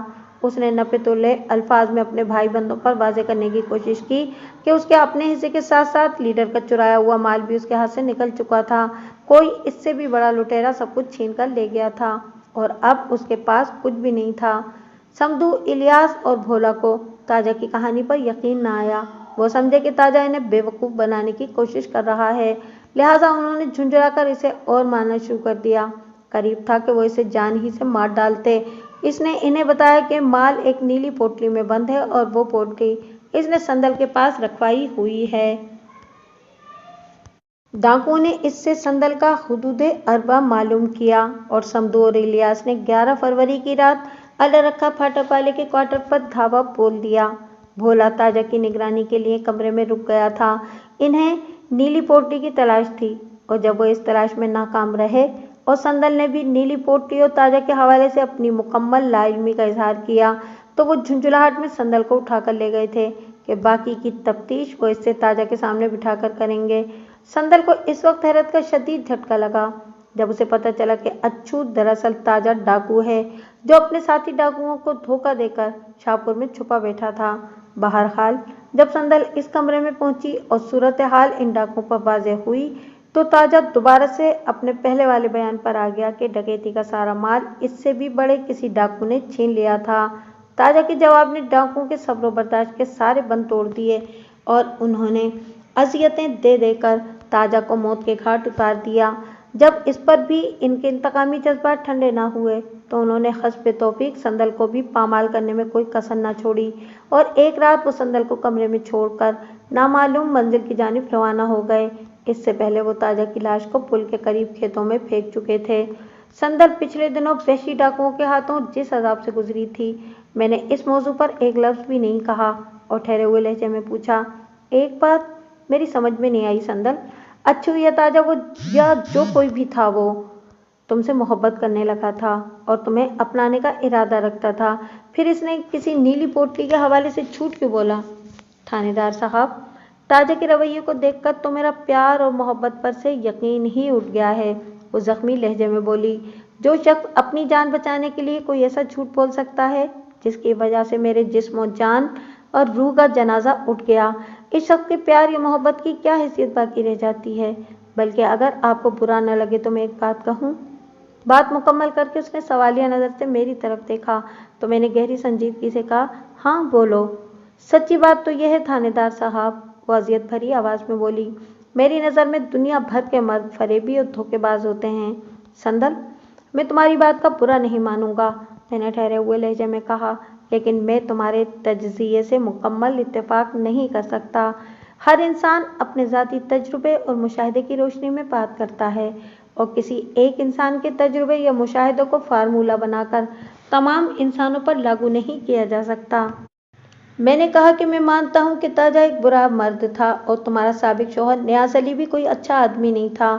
इन दोनों के अलावा दुनिया में और बहुत से बुरे मर्द मौजूद हैं, लेकिन इसका ये मतलब हरगिज़ नहीं कि इस जहां में पाए जाने वाले सारे के सारे मर्द ही फरेबी और धोखेबाज हैं। अच्छे लोग अगरचे कम होते हैं मगर होते ज़रूर हैं। थानेदार साहब, आप बड़ी मुश्किल बातें करते हैं, वो दोनों हाथों से अपने सर को थामते हुए बोली। संदल, फिलहाल मेरी बातों पर ज़्यादा ध्यान न दो, मैंने समझाने वाले अंदाज में कहा। इस वक्त तुम्हें ज़्यादा से ज़्यादा अपने परवरदिगार का शुक्र अदा करना चाहिए जिसके करम से तुम जिंदा सलामत अपने माँ बाप और बच्चे तक पहुँच गई हो, वरना वो सपाक डाकू तुम्हें भी कत्ल करके ताजा की तरह तुम्हारी लाश भी खेतों में फेंक देते तो इन्हें कौन रोक सकता था। मैं तो ये समझ रहा हूँ कि तुम्हारी किसी वक्त की कोई नेकी काम आ गई है। मैंने एक बार चूजों वाली मुर्गी को एक बदमाश बिल्ले के हमले से बचाया था, वो सरसराती हुई आवाज़ में बोली। अगर मैंने बर वक्त मुदाखलत करके इस बल्ले को न खदेड़ा होता तो मुर्गी के साथ ही उसके 8-10 नन्हे मुन्ने चूजे भी इस बिल्ले के पेट में चले जाते। बस तुम्हारी यही अदा और इसमें बच्चों वाली मुर्गी की दुआ कुदरत को पसंद आ गई होगी, मैंने उसकी आंखों में देखते हुए कहा। इसीलिए आज नन्हे सुल्तान की माँ संदल भी जिंदा सलामत मेरे सामने बैठी हुई है। वो अकीदत भरी नज़रों से मुझे तकने लगी। समद एंड कंपनी को तलाश करने के लिए मैंने हत्तुल मकतूल कोशिश की मगर मुझे कामयाबी ना मिल सकी। यही कहा जा सकता था कि वो किसी दूर दराज जिले की तरफ निकल गए होंगे। जल्द या बदेर इन तीनों का अंजाम भी अपने साथियों की तरह इबरतनाक होना था। मंजूर और ताजे की तरह इन्हें भी एक दिन हराम मौत ही मरना था, चाहे इनकी मौत कानून के रखवालों के हाथों होती या कानून शिकनों के हाथों।